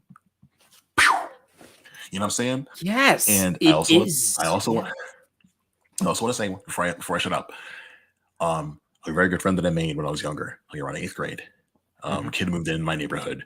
He gave me like a lot of music, a lot of stuff from like the Katamari Damacy soundtrack that like changed my life forever. Mhm. But in addition to that, he gave me some songs from the album Music by Cave Light by Blockhead. And so I feel like that like these are like the three wise men of Plunderphonics, a Blockhead, a DJ Shadow, and the free. I guess like they're the four Mhm. horsemen, you know what I'm saying? Since like Yeah. the Avalanches are a duo. But just like this shit is why we get like a Discovery by Daft Punk, because like Mhm. all like just the cool samples that are just like they're transforming before our very ears. Mhm. This is some crucial shit, and like I um I feel like this specific song is something that would be forgotten had like not like crate diggers like you bring it back to the forefront, and just like I imagine just like plugging in my earbuds, jacket on, backpack on, walking home from work on the bus, just listening to this shit before I hit my front door. You know what I'm saying? And I just like that. I love that somber feeling that the song uh, brings to the forefront. So I want to like conclude it there, because I already know we're gonna be on this call for like the next 50 minutes, and we have a lot of Yeah. songs to get through. Let's bring the tempo up a little bit with the Yes. 100 Gex, Laura Les, Dylan Brady. Yo, want to know something super weird? Mhm. Like, we're talking about EDM and electronic and all that bullshit. Sonny Moore, Skrillex only put out maybe like 3 songs Mhm. recently. Like, well, a Mhm. bunch of like Lucy's, but the ones that I focused on, because like he had like he put out songs with like Bieber and J Balvin, and Yeah, yeah, like yeah. I didn't really care for those songs. Like J Balvin got to perform at the Grammys, and Skrillex wasn't even there. And so I'm like, what's the point of this? Like, Balvin, why are you even here? You're wasting precious screen time. Get the hell out of here. You know what I'm saying? But like Skrillex, he makes songs with Sick Brain and Mhm. Sway Lee on So Mhm. Bizarre, and like that was interesting. It was Yeah. an experiment. He also puts out Butterflies with Fortet, what a really great DJ. And then he also gives us, Uh-huh. and they Yeah, also gives last us, year. Yeah. mhm. Yeah. And oddly enough, I didn't put any of that on this list, but I Yeah. mentioned My Existence featuring Josh Pan, Noisia, and Dylan Brady. And I'm wondering, what was his hand like? What was the ingredients? Were he putting? Was he doing like the vocals? Was he doing like? Was he executive the producer? Was he the mixer? Because like that song is everything I love about a Skrillex song. And for those not like really in the know, like I've been told that like Noisia did most of the work when Skrillex was coming into prominence. Like when he got that big beat Den Mouse like cosign and Mhm. stuff like that. But that's neither here nor there. The fact of the matter is he was in the building, he was in the room, and Mhm. like similarly, other kind of industry. Mike Shinoda talks about 100 Gex to Fantano Needle Drop about how like Yes, yes, yes. the two of them get their hands on One Step Closer, and I love what they brought to the song, because I just love just like the way Mhm. hyperpop producers fuck up a song, not in a bad way, but just like they take everything you know about a song and Mhm. just change things. They disrupt. They make things abnormal with Mhm. their music, and I love that. But with this song, Mini Me, which I note, which I want to point out that like Fantano did not like this song, Mhm. and like Yeah. me, given my background of just like active regular rock, I Mhm. love AMINI because like it's very just like it's essentially like Smells Like Teen Spirit, but Mhm. like we get Alora with like no like vocal effects on her vocals. Because usually like the two of them are very super pitched up, and like Dylan is still just like giving just that auto tune realness, and I love them for that. And like the video is just super weird. They're wearing like these oversized like wizard coats, and like they're putting like one of those weird mics into like their mouths and stuff, and but just like this is like how they get like I feel like when you if you don't give hyperpop a chance, you'll consider possibly Me because it's every 1 in 10 bands is gonna have just like the keyboard player or DJ doing some weird stuff, right? And that's what really like I just like with what I normally listen to, you know Mhm. what I'm saying? Like this is how I bring like like the music that I was brought up on, your Mhm. Switchfoots, your John Mayers, your Reliant K's. I bring this them putting on Me is just like taking all of, like the roots of my past and bringing the and putting that 2021 paint over like those interests because now like I'm all about that Charlie XCX, Mm. that Yeah. Slater, Mhm. you know what I'm saying? That PC music, that cutie, that Mhm. Sophie. Like Yeah. R.I.P. R.I.P. yeah, RIP to Sophie. And just Mhm. like that's what I'm like discovering now. Like I'm wandering through the tundra of that genre, of that subgenre. And I can and like when I hear a Me, it's like cool. Like we're from like, even though I never met these two people, we probably like had a similar just like come to Jesus moment with like just like the just the methodology of like steady rock songs. So like when you Mhm. hear like this Gex, like do you have like a like how did you like how did like it 100 Gex get introduced to you? Because like for me it was Money Machine. You know what I'm saying? Yeah, yeah, yeah. It was also Money Machine. It was also Money Machine, and of course, when I first heard it, the by I don't think the meme of 100 gags had really like sought in yet, But at first, of course, obviously, I am like kind of off put, like, oh my, like, wait, The seriously, distortion, this the is it, white like. noise. Yeah, the vocals, which it's like, Hey, you little is piss baby. yeah, literally shifting frequencies with each word. He sounds like, what is, and then the hook comes in, and it's like, okay, okay, I get it, I get it, I get it. I get the game. I get the game you guys are on, and this is going to be a very odd ride, but it is but it is going to be a very interesting and at times rewarding one. So that was and that and the thing I can say about 100 gags is, as used to their sound as I am, they still always kind of find a way to shock me, which is exactly the Doritos and energy I got. Fritos. It was just like, wow. I didn't. You can argue. You can argue in their odd way. It's like, if you're if you like the intense, if you like, if you like the consistently out there energy of death grips, but you also kind of Bingo. find them just a tad bit scary and want to go for a more shiny, upbeat feeling. 100 gags is the perfect band, and they once again prove it on the song. And yeah, like, yes, it's like, is it possible for Death Grips to be a more lighthearted? More lighthearted? Listen to 100 gags to find out. I I mean, didn't think I'd ever say that either. here's the dial. The dial. All right. So like, all right. So before you like you put your keys in the engine, right? You have hold on, let me do this right. On if you're on E, you're listening to Cara Cara Bonito. Mhm. Your tank is like halfway full. You got the Gex. Tank on full. Get. You're like you got your death grips. You know what I'm saying? Yeah. Like full throttle. You got the powers that be. You know what I'm saying? I think it could be that simple. But before we even get into that conversation, before we even get into that headspace, I'm gonna throw the ball right back to you. Let's talk about gentrification.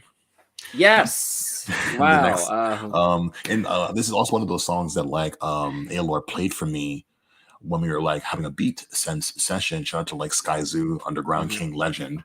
And when at first I thought this song was about like addiction and things of mhm, that nature before I looked at the bars.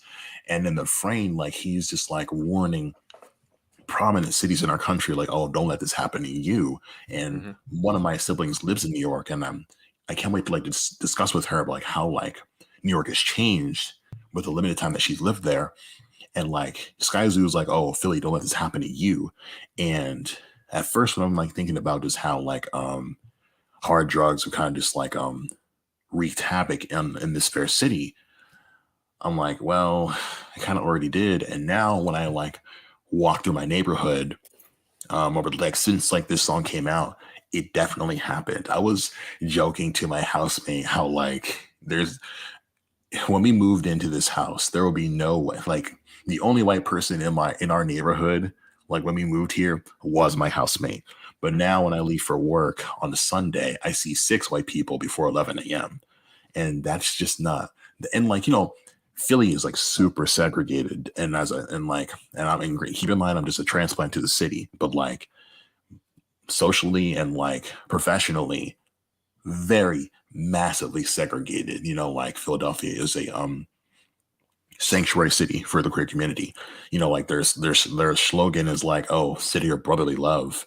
But why is my coworker getting misgendered? Like, why are y'all like so foreign to the concept of like they them pronouns? Like it's like showing a caveman fire for the first time. Like they have no there's just no like they're so it's like I'm It's cishet. an Well, I was. unwillingness. Yeah. Yeah, it's an unwillingness to like be kind and polite to strangers based Mhm. on like the journey that they're on their lives. Like there should be like for no reason should there be like freaking Nazis in South Philadelphia, like just like Yeah. clutching their pearls over a goddamn statue and at the Mhm. height of the pandemic. But like here we are, you know what I'm saying? But that's neither here nor there. Here we just have like almost like a prophetic word over like the state of inner cities in the country. We're like all like these because what's happening here in Philly, where like you have people from New York coming here to like escape like the skyrocketing prices for places to live, but Mhm. like brown and black families cannot afford to do so. And as a transplant, I figure at some point some local will be like, bro, what the hell are you doing in our city? And then I would like, fam, like I'm escaping like the high prices in the suburbs. Cause like where the heck are like cause and like I think about where you live, not even to put you on blast, but just like you're like in the middle of freaking nowhere. And even like cause like would you say that there is a prominent like black presence in your area? Oh, it's an incredibly noticeable one, and yeah, Well, thank yeah, God. yeah, it's very much, it's very much a community where, like, at least on the physical racial front, you will not feel too excluded from. I'm not saying that I haven't had to, unfortunately, had my dealings with people, not so pleasant encounters with people on the fairer side of, skin wise, as well as some unfortunate history, with this neighborhood, and even oddly enough a school in this neighborhood that, if I didn't get accepted into the school I'm currently in, I probably would have gone to that school as well. But that's its own story. But Tell us about the song. Tell us about Sky Zoo. Cause oh, like oh, okay. But to talk about Sky Zoo. Okay, I came so close to put in some of his songs on the 2012 playlist because he released some tracks that I consider really brilliant. But one I really really like. I think it's one of his best, but I just didn't feel that intense passion to talk about it. talk about it, but it's a wonderful song. I truly consider it like his top 10 best, one of his top 10 best songs ever. But I just didn't really have that intense passion to talk about it. And another song, which I did have an intense passion to talk about, and I think is his top 5 best song ever, is a Wow. beautiful, wonderful ode to the one of the great directors to ever do it, Mr. Spike Lee. And I wanted to talk about it, but unfortunately, that song has a verse from a certain rapper who I do not have the best relationship with now. Hold He's on. Wait. Just so we can like just like as a just as a warning sign to I think I know where you're going. And I'm just gonna give you a I'm clue. not going to mention I'm his gonna give you name. a clue Yeah, just so we don't have to say it out loud. Does it yeah, start with a T and end with an I? indeed it Say does. no more. Yeah.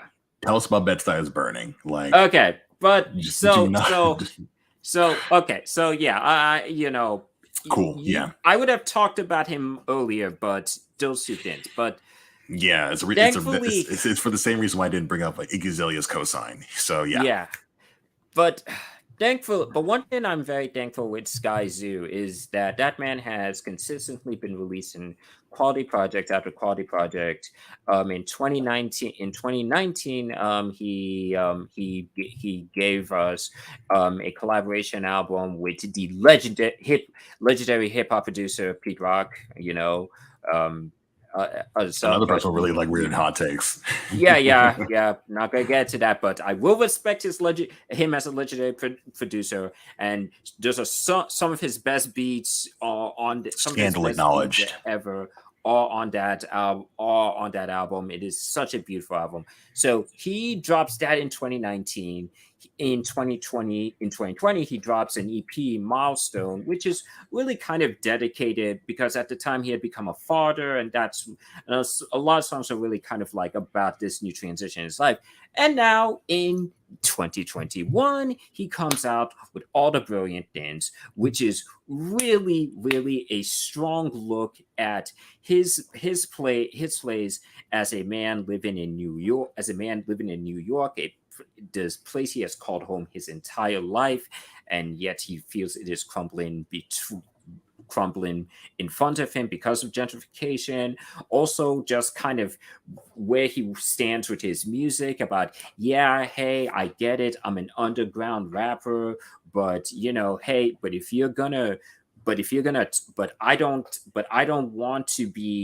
I don't want my music to be judged by the standards of people who drink PBNR, which is his kind of like Straight up. yeah. So it's like, hey, look, I get it. I get it. I'm underground, but I'm still 100% for the culture. And I'm not it's cool if you listen to me, but I am not here for white acceptance. And it's it's him very much it's him standing, maybe not incredibly aggressive, maybe not in the aggressive way you would think that a black man would in terms of standing up for themselves, but very defiantly standing by who he is. That I just like. And hip hop talking about gentrification, though it does not happen as much as it should. It has. I mean, Black Alicious, rest in peace, Gift of Gab. They had done a Rest in song about peace. gentrification. Zion I, rest in peace to Baba Zumbi. They literally had a video about gentrification that was being shot as Baba and his entire family were being evicted out of their house. So Jesus Christ.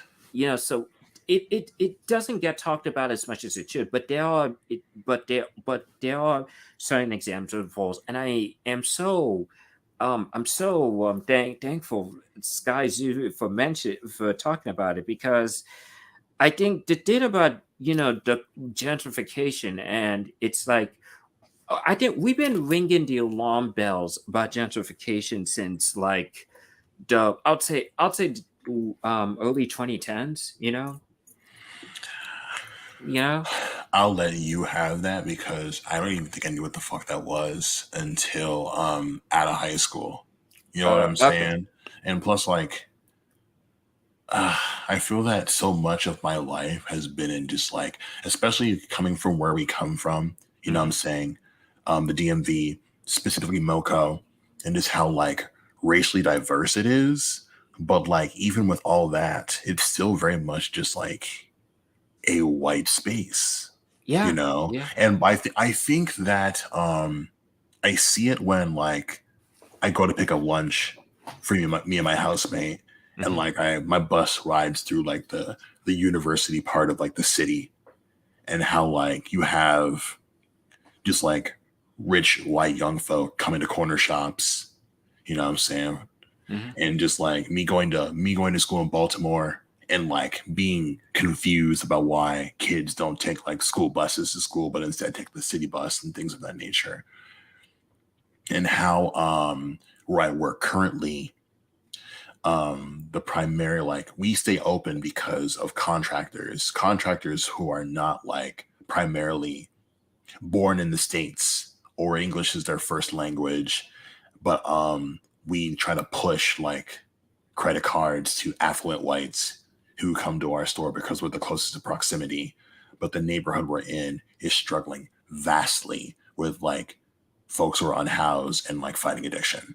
And just how all oops, sorry, how all three of those things can be true at the same time, and how we don't like actively contribute in like curbing the things that are hurting our city. We just like complain and like spend money on things that will like try and push it away. But like if we're all just playing volleyball with things that we consider undesirable, like it's gonna be like Katamari Damacy. It's gonna be so big it'll become its own freaking star in the sky. And and when like like Sky Zoo's like, oh, like insert city here, please don't let this happen.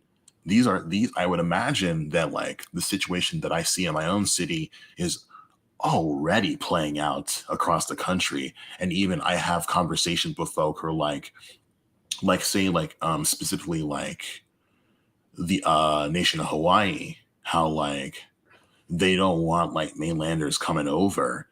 And like one TikTok that I see like points out that like folks who are native to the island fall in like one of three categories. Like I couldn't really just like name them off the top of my head, but like position like just like taking away up folks' positions, like how we're gonna like work, because like you and I have to live in this world, right? And so like we have the choice of being like neutral on these things because something's got to give, and I hope I'm on the bridge when it does. So like I would like to hope that I'm like working to like fix the bridge that I have to walk on every day, instead of like just spending like my $5 on like a hello to get over like the bridge submerged underwater. And you just dropped so many brilliant points in terms of like the unfortunate, at times subtle ways that the privilege we've had, but even at the same time that whatever privilege we had growing up, is just eroding more and more. What the fuck did we do with that privilege? You know what I'm saying? Like when And we yeah, when we had the resources that we did, like what are we gonna do with them now? You know what I'm saying? Because yeah. like And yeah, and I come to grips with that. I come to grips with that all the time. Going, the area where I'm going to school at. I'm going to school at. We have our campus. We have our campus and all that stuff. But and that infrastructure is it's lovely. And oh hey, there's a Whole Foods 5 minutes oh down. no. But at the same time, while I'm walking, I count 1 2 3 4 5 homeless cats who just asked me for $1, and hey man, hey man, when it comes to that, hey, whatever I can do, but you know how is it that we are living in areas where we love to talk about our prominence and our history, and what we represent for our community, and yet our community, the rich poor divide in our community is so clear as day, man. And it's like, going to school around housing areas you know that you are the definition of the box, and yet the rent is just so astronomically high. And it's like, wha- and it makes me cautious. It makes me so cautious about it, because once again, DMV, or, well, maybe not the V, but Can't we comment on love. Virginia. You're not running Yeah, from there. Yeah. yeah. We like to talk about how progressive we are and liberal we are, and just how, Leftist. yeah, we're just so fair reaching and everything.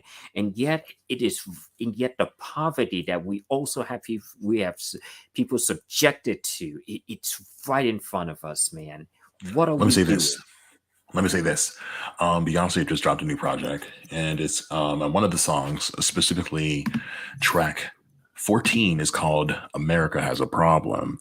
Hmm. And if you ask me, America has hit a new low by Nightlife, track number 14 on our playlist. Baltimore, stand the fuck up. Shout out to Nightlife. Hmm. Shout shout out to Hansel. They're doing so much. Like, listen again, TikTok. If you're on the app, like I'm on the app, you were on like you this whole summer. Sam Smith was putting their clip for Unholy all over the app. Loveless did a joint. Loveless did a take, and Nightlife also just like did a brilliant duet. So like that's still kicking around. I think it got like 3 million hits. Hmm. Fucking awesome. Um, I One thing that I really like regret about leaving the DMV when I did is that I feel like the local scene popped the fuck off the minute I left.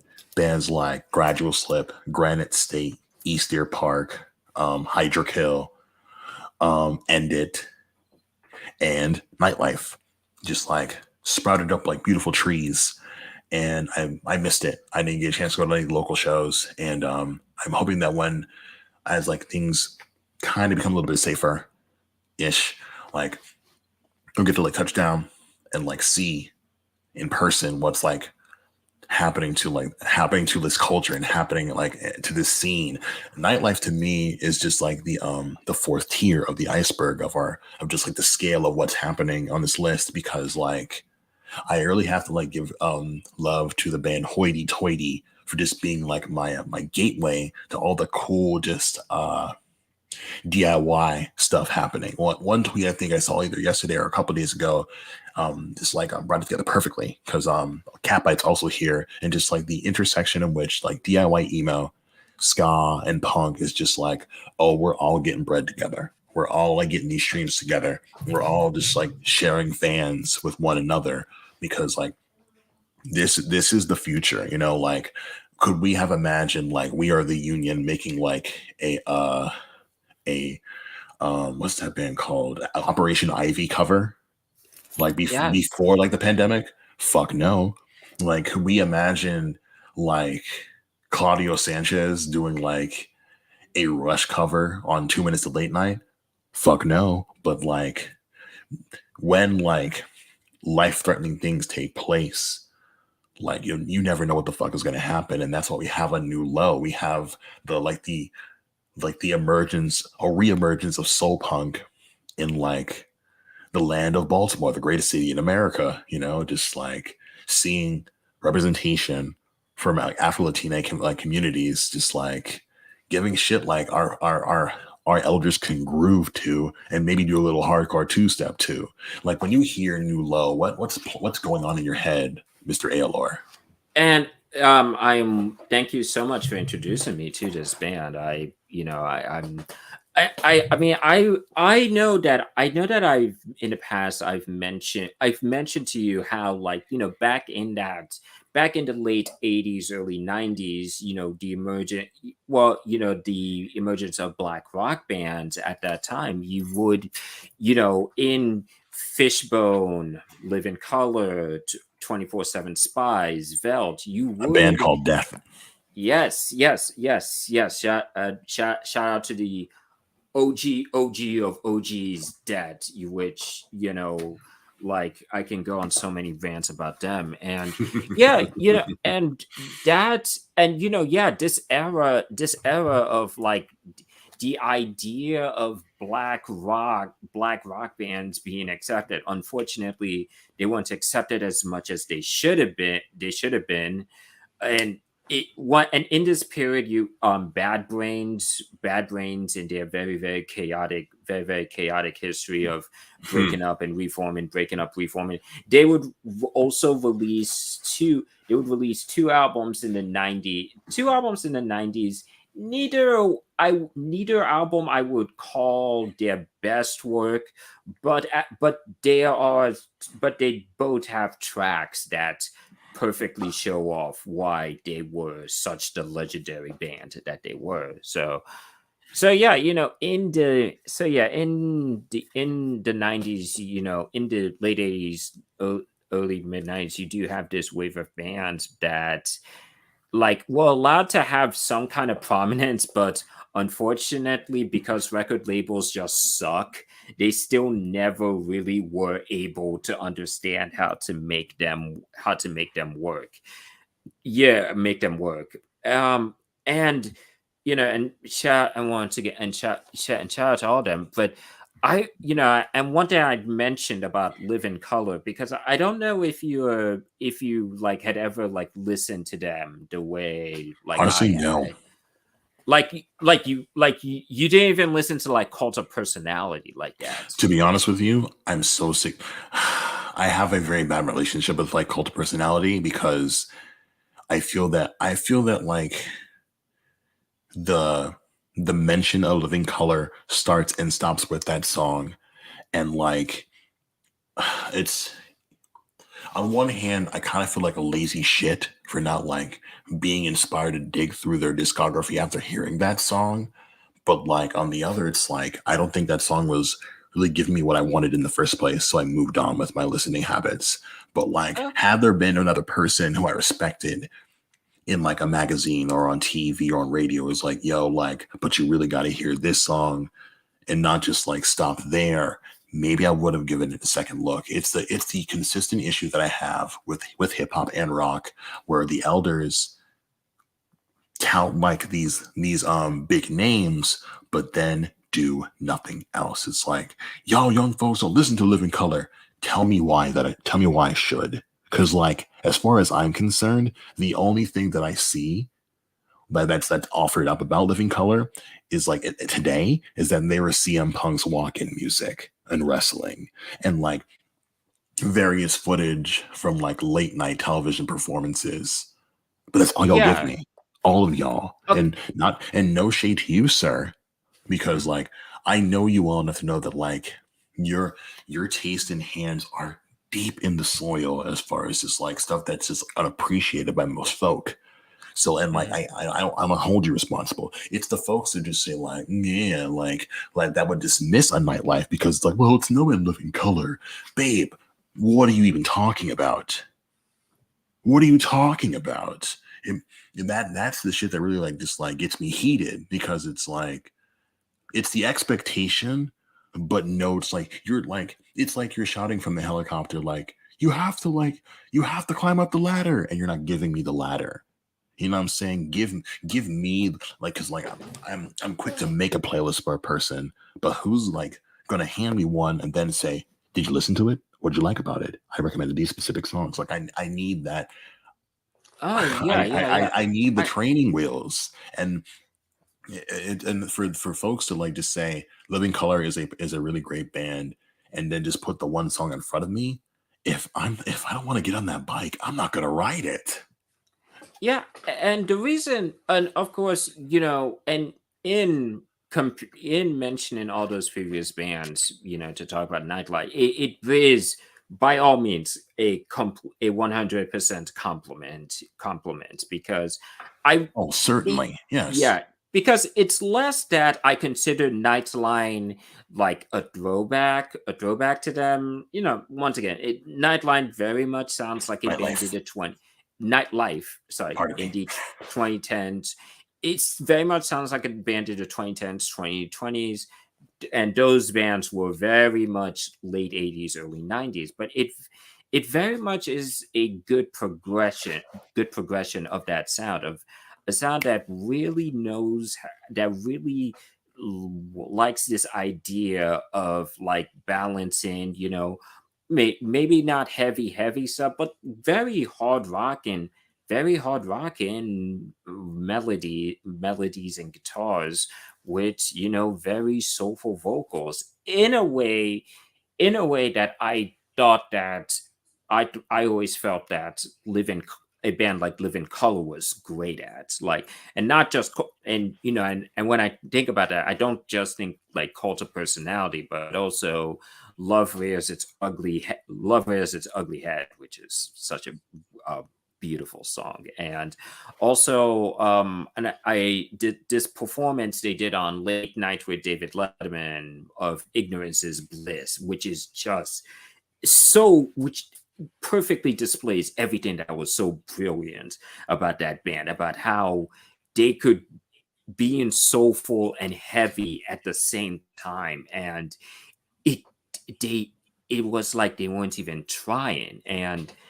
That and and I think something that should kind of come across in my lists, and will probably come across in even more songs on my list, and is that um is that I really like genre fusion. I really like genre fusion. I really like it when you can combine things. But I'm even more impressed when I can't tell if this element is this influence or the other.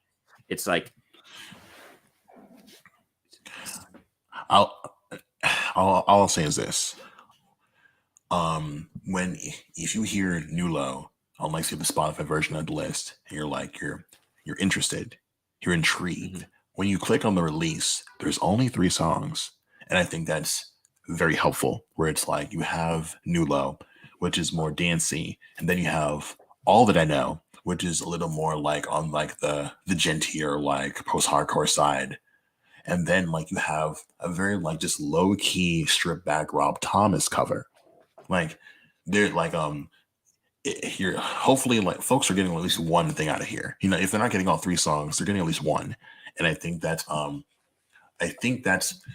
would be all that I need from like a prominent black act that got snubbed in history. Cause like is Living Color in like the Rock and Roll Hall of Fame? I don't even know.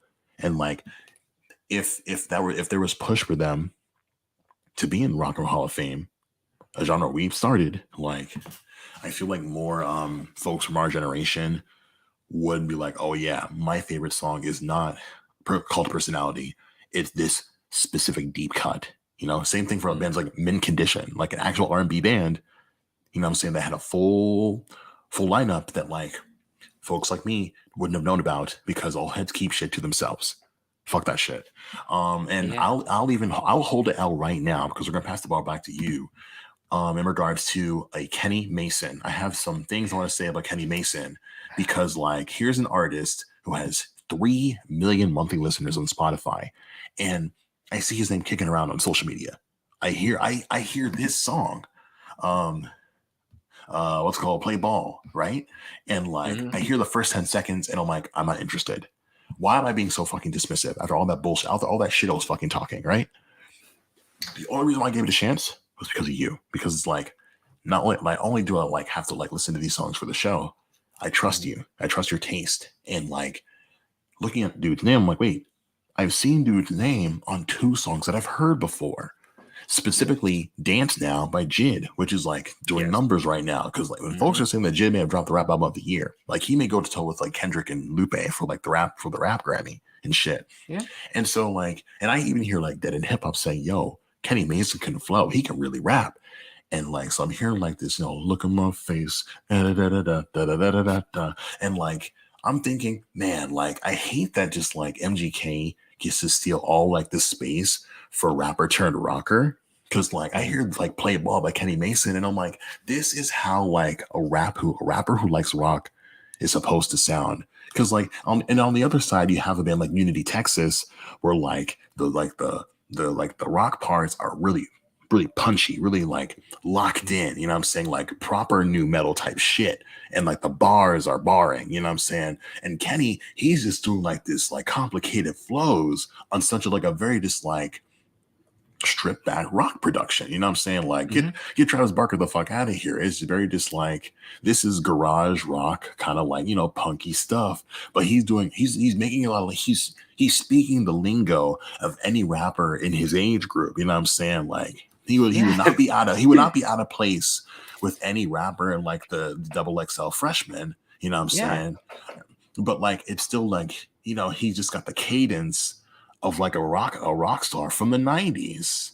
And I'm like, man, I was Mhm. such a fool to not just like give dude the time of the day, because like I could listen to this and Vince Staples and like it would be it chef's kiss. Tell me how you discovered Kenny Mason, because like I feel like he's really just like bubbling under the surface. You know what I'm saying? Like he's gonna go from like level 4 to level 3 if he isn't already there. As far because I'm again like with not only I'm in like the unfortunate position of being completely just unaware of all the black rockers that were and all the black rockers that are doing shit right now. I have like my few, but like you have artists like Dwayne, Malcolm Brickhouse, and Kenny Hoopla, and I'm in the weeds. So how did you just like pick him specifically over all the others? Oh, so it was completely, I will be honest, a completely by chance moment because at what I go through my YouTube searchings and stuff like that, and a lot of times YouTube likes to recommend you certain ads, music based ones, which I'm willing to give a good amount of them a fair chance, but sometimes it just doesn't work at. And wouldn't you know it, one of the guys they recommend to me is this guy Kenny Mason, and it's this song, and I was just like, wait, what? And because because it's no surprise, and I kind of joke about it myself, but my taste in rock, I have a lot of I have so much goodwill for like 90s alt rock that I can tell that influence from the get-go, and it's very authentic. Like, not it's not even like I don't know. It's like go to enough 90s rock records, you can tell, you can tell it's like it's not even like it's trying to be like a Nirvana or something. Yeah. It's clearly like way more. It's not trying to be Nirvana so much. It's trying to be all those bands that, like Nirvana, were clearly influenced by the Pixies. And it's like, okay, Oh my god, that's brilliant. okay. It's like, and as soon as I can tell, it's like, okay, okay. You have done your homework. You have done your Surfer homework. Rosa, baby. Yeah, yeah, exactly, and it's like, and it's a, and from just getting that right, it's like, okay, it's like, yes, the fact that, as you pointed out, like his raps, it's very much what you would expect. It's very much from what you would expect from most of these new age Gen Z rappers. But he makes it work so well melodically with this very Pixies like melody. like rhythm has going on his It's giving guitars. And it's toadies, just you like, know. yeah, yes, yeah. And it's like, and it just like, man, it is like, man, this, like, it's very much, there are other good tracks on this album. There are other good tracks on this album, very much where he's kind of just staying in the lane of hip hop. But but just the imagination he really shows here, it's like, and thankfully, he's getting, his accolades from being on the track with Jid, which, yes, is I which cannot even believe it's the is, same. I can't believe it's the same artist when I hear it. It's like some fucking yeah, Sampha shit when I hear him on the hook. You know what I'm saying? Some James Fauntleroy when I hear it. I'm like, this is the same dude. Fascinating. Like the layers, the yeah. diversity. And it's, and yeah, and it makes me so incredibly excited for what this guy is gonna think of next. I'm like, hey, man, look, I don't know if I'm like if I'm in your audience, but I think you have a lot of imagination. And I think like Gen Z rappers also being open in their influences of like 90 of pop punk and stuff like that. That's not, we're getting our influx of that. That's cool. That's cool. Love y'all. But I really think you have done your homework in a way that I haven't noticed in your contemporaries. And and yes, and to MG, and with the MGK thing, I'm like, man, why can't, I mean, thankfully the video has 1 million views, but it's like, but I that's remember. not the numbers And people think here, it has. I want to mention. I want to like specifically apologize to a Kenny Mason because the reason why this occurred to me, like I would see this song, like the algorithm was feeding me this song. There was like an ad on YouTube. And like, usually you skip the ad on YouTube. And I'm like, wait a minute, like here's some rock music from a black artist. Why am I not just like tapping in? You know what I'm saying? Like giving it a little more space. You know what I'm saying? Sure, there's no double bass or whatever the fuck, but like, just like he's just telling you where he's coming from. You know what I'm saying? And it's so funny to me that like that I was talking about like, oh, like when old heads just give you the bike with no training wheels, you're not gonna get on it. Here you have Kenny with all the homies just like riding their bikes. And like this is the shit we used to do when we were kids. And like and to be honest with you, right now, I think we need to ride our bikes into the sunset because the live count is at about 2 hours, and we didn't even get to the last two songs we intended to get to tonight. So here's what I propose to you, sir. Hmm. Like, I think that I think we should split some of the 3 streams again. And Hmm. what I think we'll do is song number 5, which is Joyride by Dougie Stew and Jeff Parker, and Bouncin' by Tinashe. And then we'll do Skater Boy's contribution, Running Away by Vano 3000. And then maybe squeeze 2 more, like from us, 1 from you, 1 from me. And then the last 8 on our third stream. And then like our mission will be complete. I think we can finish this by like mid to late October. And Hmm. here is my proposition to you and the listeners and viewers or whatever the fuck. We did our honorable mentions because we felt like there was so much more we had left to say about 2012. I think this time we should give 2021 a little more time to just like bake. You know what I'm saying? Like there's so much music we didn't cover yet. And even as I was sitting down to like write notes on my computer, I'm thinking, damn, there's this one artist I got into this year who I think dropped a really great song last year. It's still my repeat listens. But I'm like, no, I don't want to change it just yet. So if for any reason our streams, like these next 3 streams that we're doing together, crack combined crack 2,100 views, we will come back and do 21 more songs. Same way we did it. 10 for you, 10 for me, 1 from Skater Boy. Hmm. And we'll do this shit all the fuck over again. And like to keep it completely real, I only have about 245 subscribers. But like, I don't know. Just can you imagine like us like seeing like the view counter a decade from now, and we're like, oh shit, we gotta get back on the fucking mics. We made a promise. We have to do this. for like the three folks who care the most about what the fuck we do.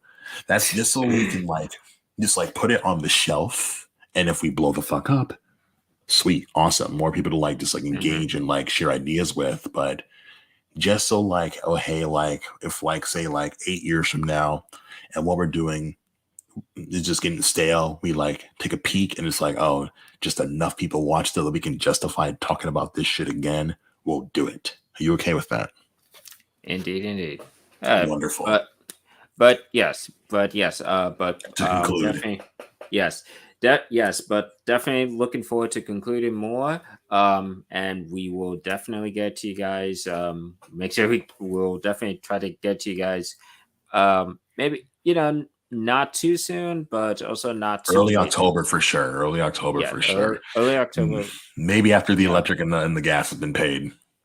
Yeah, indeed, indeed. But yes, but it has been very, very wonderful going into this more modern, much modern look into our relationship with music. Now, I'm thankful for being able to be a part of this wonderful conversation.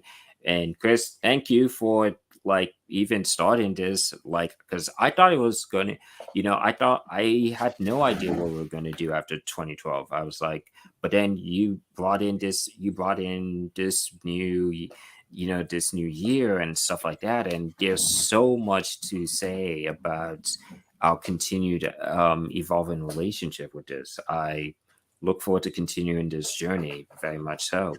Listen, and like the pleasure is all mine, first of all, but just even over like the next 2 years, like I'd love to cover 2011, 2013, 14, 15, 16, 17, 18, 19, 20. And then even after all that shit, 2010, like the year we graduated high school. And I imagine after all that time, like our takes are going to change so much. And like this will be just a great way for us to catalog what's just like swimming through our heads at this time, because one of my like big conspiracy theories is that just like the world at large separates us weirdos from us like getting together and just like letting the real great ideas just like boom explode all over the world. And so just like I'm hoping that these transmissions reach like the right person at the right time. Like I recently made an acquaintance at my job and like, usually around like 9 p.m., I'll pull up my little speaker and I'll play some music, like for the front desk, mainly for myself as I'm like getting ready to just like bring in like carts of plants and like scan out stolen merchandise. And dude pulls up and I'm like, yo, because I know he's a brother. And I'm like, hey, man, like, what do you like to listen to? And this man says to me, my favorite band is the Dillinger Escape Plan. And Oh, I felt the way I felt when like 10, almost 11 years ago, when I was in radio school and I met a friend, shout out to Hawkins, and like he asked me unprompted, hey man, do you like Dance Gavin Dance? And just like that shit doesn't fucking happen in real life. It's not the reality that I'm used to. And so I feel that now, like, because of like the access to culture that we have now, we're being brought in a little bit closer.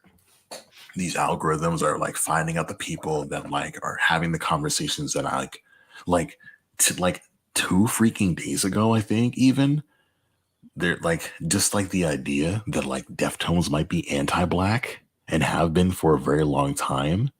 And such a thought, such a hypothesis, or such an absolute truth is not accessible to people like you and me. People who we feel like people who like believe that we have like our finger on the pulse never would have considered such a thing. Granted, I've only been a fan of the band maybe about 10 years, but mhm. like somehow like um this kind of information is sailing over our heads and I do not freaking appreciate it.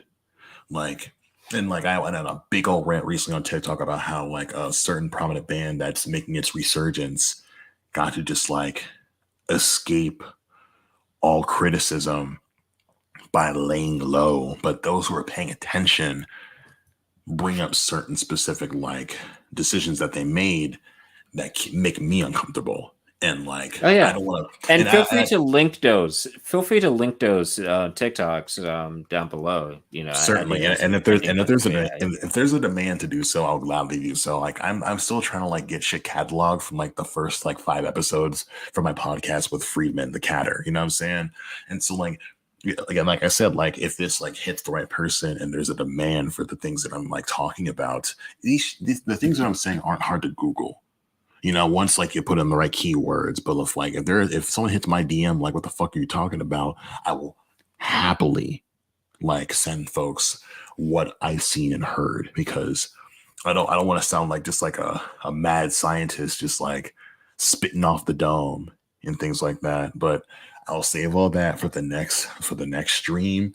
Let's wind down and get into these calls to action, these church announcements. First and foremost, to all the listeners, to all the viewers, all of our friends who were kind enough to leave a comment today.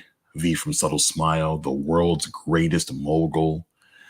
We are especially thankful to y'all. Like, you guys are actually making tangible things that the world can see, touch, like, feel. And that's what this shit is all about. It's all about this art, how like we're connecting with it, with our world. So as you're doing all that cool art shit, remember sure you drink some of this here water. Because some states in this country don't have clean water. And so if you're like not like creatively inclined, like say like a lore, you're like me, you're like, oh, people are making all this cool shit, what do I do?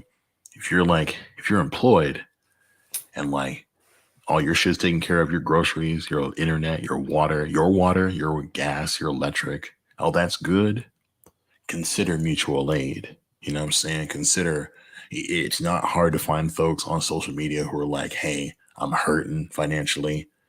Can you do something for me?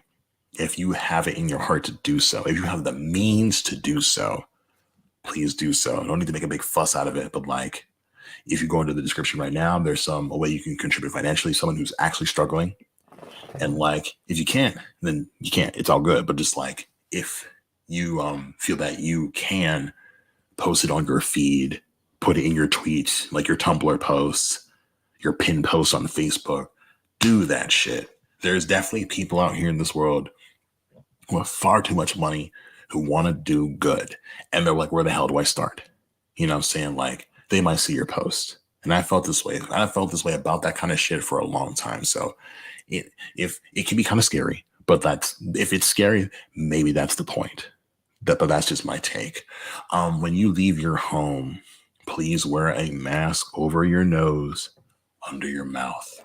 If you can't get KN95s, I know they're a little expensive. I bought like a pack of 60, and I'm gonna keep on buying those packs of 60 because now I'm making a decent wage on my job, decent wage. So if you can't get those, like, wear two like those generic medical ones, two, not one, two.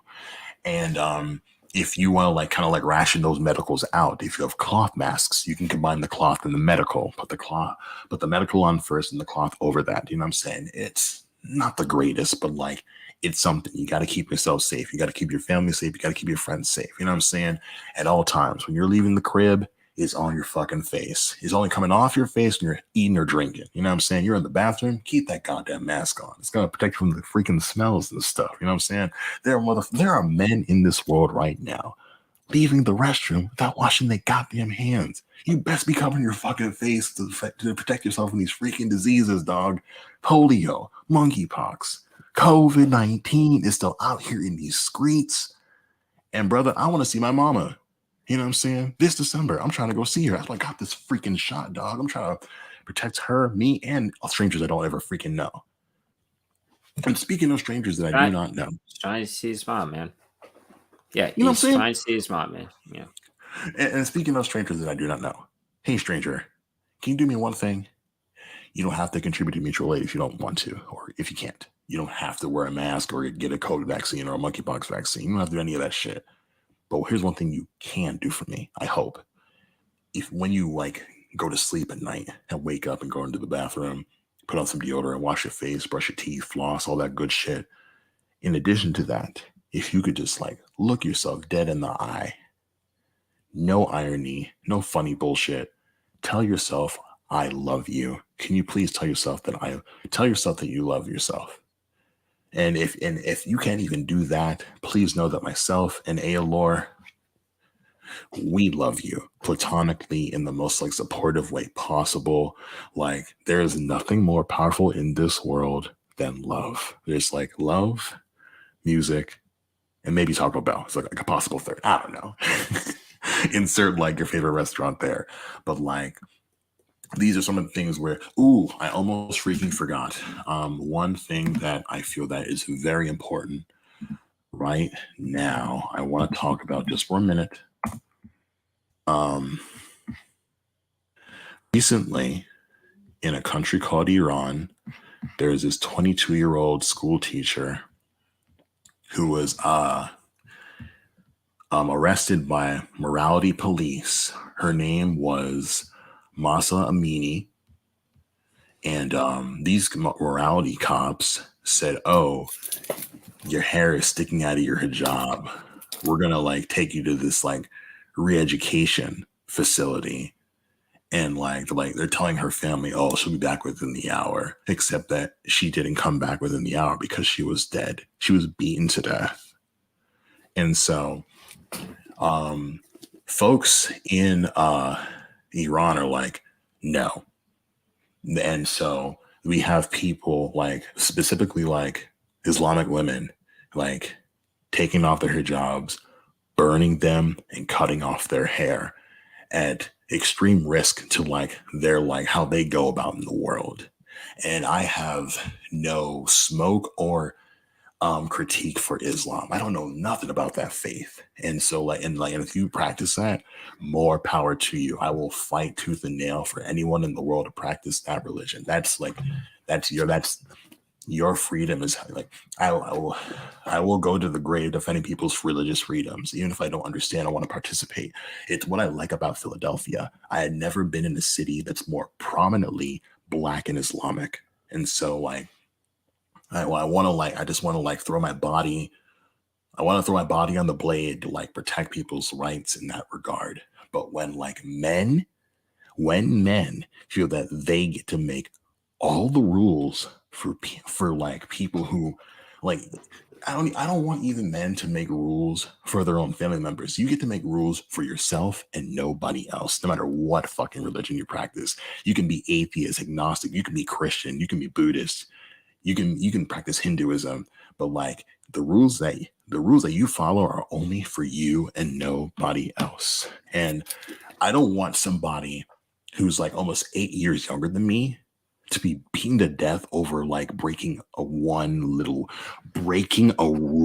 I don't want to follow the fucking rules. I want people in One Piece. Monkey D. Luffy says the king of the pirates is the man who is free. I want people to be free. I'm gonna see you holding a book. What are you holding? And I want to make it clear that Chris and I didn't talk about this beforehand. It's in my mind. What I'm about to show you is by no means, this was not pre-planned. It's just him saying this reminds me of the book that was literally sitting right in front of me.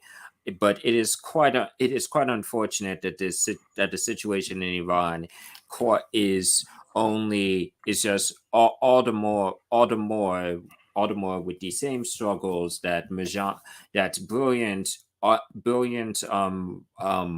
writer, illustrator turned director, because she would end up directing her own adaptation of her autobiography, Persepolis. Have you ever heard of Persepolis, by the way? It is one of my favorite. It is one of my favorite like books and movies I've ever seen. Yes, It changed my life. Funny, I do own the movie too. One moment, I'll see. Sure. I'm pretty sure I have it here, but keep talking. I just remember seeing it on all these bookstores and like seeing it in like my friends' bookshelves and just like, oh, what's this all about? And like watching the movie in my home when I was working in the mall, like around like 2013, 2014, and how like, wow, like this person is just like me. And this was like the things that I enjoy. not to like that the specific like not to the severity that like, you know, 'cause this was like years prior to when I was born, but just like feeling solidarity even then, you know, like, 'cause I remember being younger and telling my parents, specifically my dad, like, oh hey, like maybe like I don't want to follow specific rules of our religion or like think this way. And my dad just being like upset and irritated and like angry about like me just like deconstructing the faith. You know what I'm saying? And like, you know, like I remember like even hearing on a podcast, a comedian like making like a God joke and a guy standing up in the front row and be like, don't play about God. And like, y'all serve a God of humor. Like your God invented humor. Like, why can't we like have a laugh? It's not that freaking serious. You know, like not like you see a person's hair and like you want to harm them. You have hair on your head. Hair grows on your body. You know what I'm saying? If you don't like your hair, you can cut it off or like cover it in a way that makes you comfortable. But like, no, specifically, no man gets to tell a young woman what to do with how she presents herself to the world. Like she was a fucking teacher. You took students' teacher away over something that's not even that significant. And now, as a result of like people rising up in righteous anger over this crime against humanity, they're trying to like restrict access of like their citizens to the world.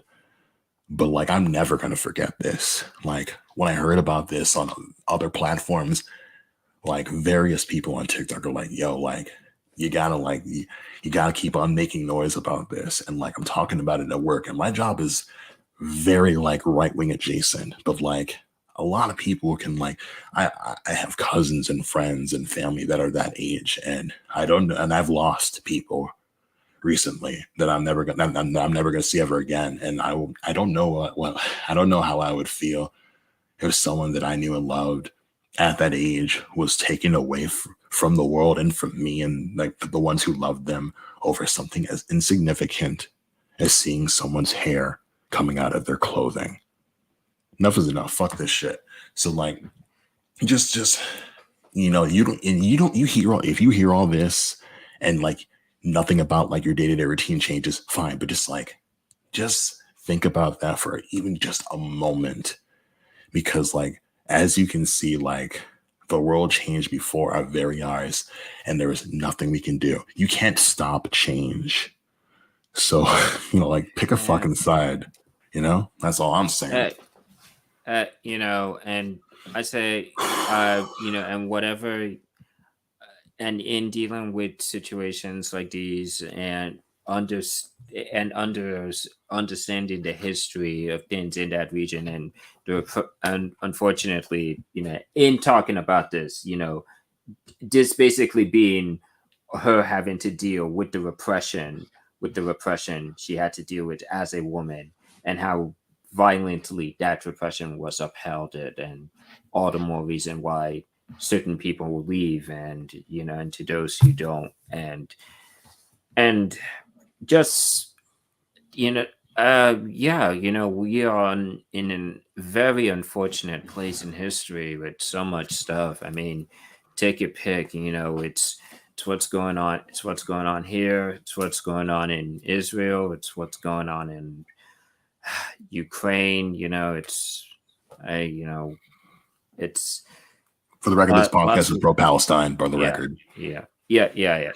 Puerto Yeah, Rico, like yeah, listen, yeah, listen, dog. I don't even. I apologize if I brought the mood down and shit like that. But just like I after all that shit I just said, I still sincerely, maybe like in a very naive way, we can turn this shit around. You know, like one of my favorite new hyper ska artists, Eichler's, he has a song called "New Anthem for the New Town," and like lyrics are like, "We can build a new life, we can build a new community, invest in mutual aid, helping folks in the street, eat the rich, feed the kids. Don't grow up to be a capitalist." Like I want to specifically like call out like the white listeners of this show. Like when you hear about like I want to make sure I don't mispronounce this young lady's name. When you hear about like Amasa Amini, and like you see like Islamic women, like just like Iranian women, like cutting off their hair, burning their hijabs. Don't cut off your hair in solidarity. Like no one asked you to do that shit. Just like listen and elevate. I think it could be that simple. Like it doesn't. You can Google most things you don't understand very easily. Just like you don't, when you hear these things, don't turn it into a fucking performance. You know what I'm saying? You can act out with your dollar, you know, and like the way that this country works is buy that freaking dollar. And I'll often tell customers at my job when they're dissatisfied with our services to use their voices, because oftentimes the people responsible for my business will not listen to the staff. They can, like, people like Aramide and I can be easily replaced if they see fit, no matter how we like protest and beg and cry and scream and such. And so when you know that you have power, just be mindful of that, I guess. I don't freaking know. We were running for almost 2.5 hours, and if for some reason like you listen to all of this in one go, like kudos to you. For those out there like walking, cooking, doing their dishes, playing video games, and like listening to our words, knowing that there's somebody out the world who might be listening means the world to me. It's hard to like maintain community in these very trying times, but like humanity, like human beings are not islands. They need one another. And I'm so thankful to Living Abstraction, Aelor, Arkantel. Like he continues to change my life and like inspire me every single day that we get a chance to talk. You know what I'm saying? Like, and like I say every time we get together on these streams, when this man gets into Hollywood, when this man gets behind the camera, when this man is making like his Emmy and Oscar acceptance speeches, I'm gonna be looking like motherfucking Key. I'm gonna be like Key, like gassing up Peel when he won his first Oscar. I will be inconsolable. I'm gonna look like motherfucking Tyler the Creator's mama when he wins that first Grammy. When my boy gets in front of y'all, like when you wait till you get a load of my boy. He's got loads of great ideas, and I just want to be like in the special thanks from the credits roll, and when we hit like the walk, when we hit like the Hollywood, when we hit like the fucking John where like they put the hand in the cement and shit. Like I'm gonna have my fucking Kodak ready to go. You know what I'm saying? Real shit. Anything you want to like say to like the internet and the world out there before we get the hell out of here? But just once again, I continue to be thankful to get the opportunity to do these great collaborations with this guy. You know,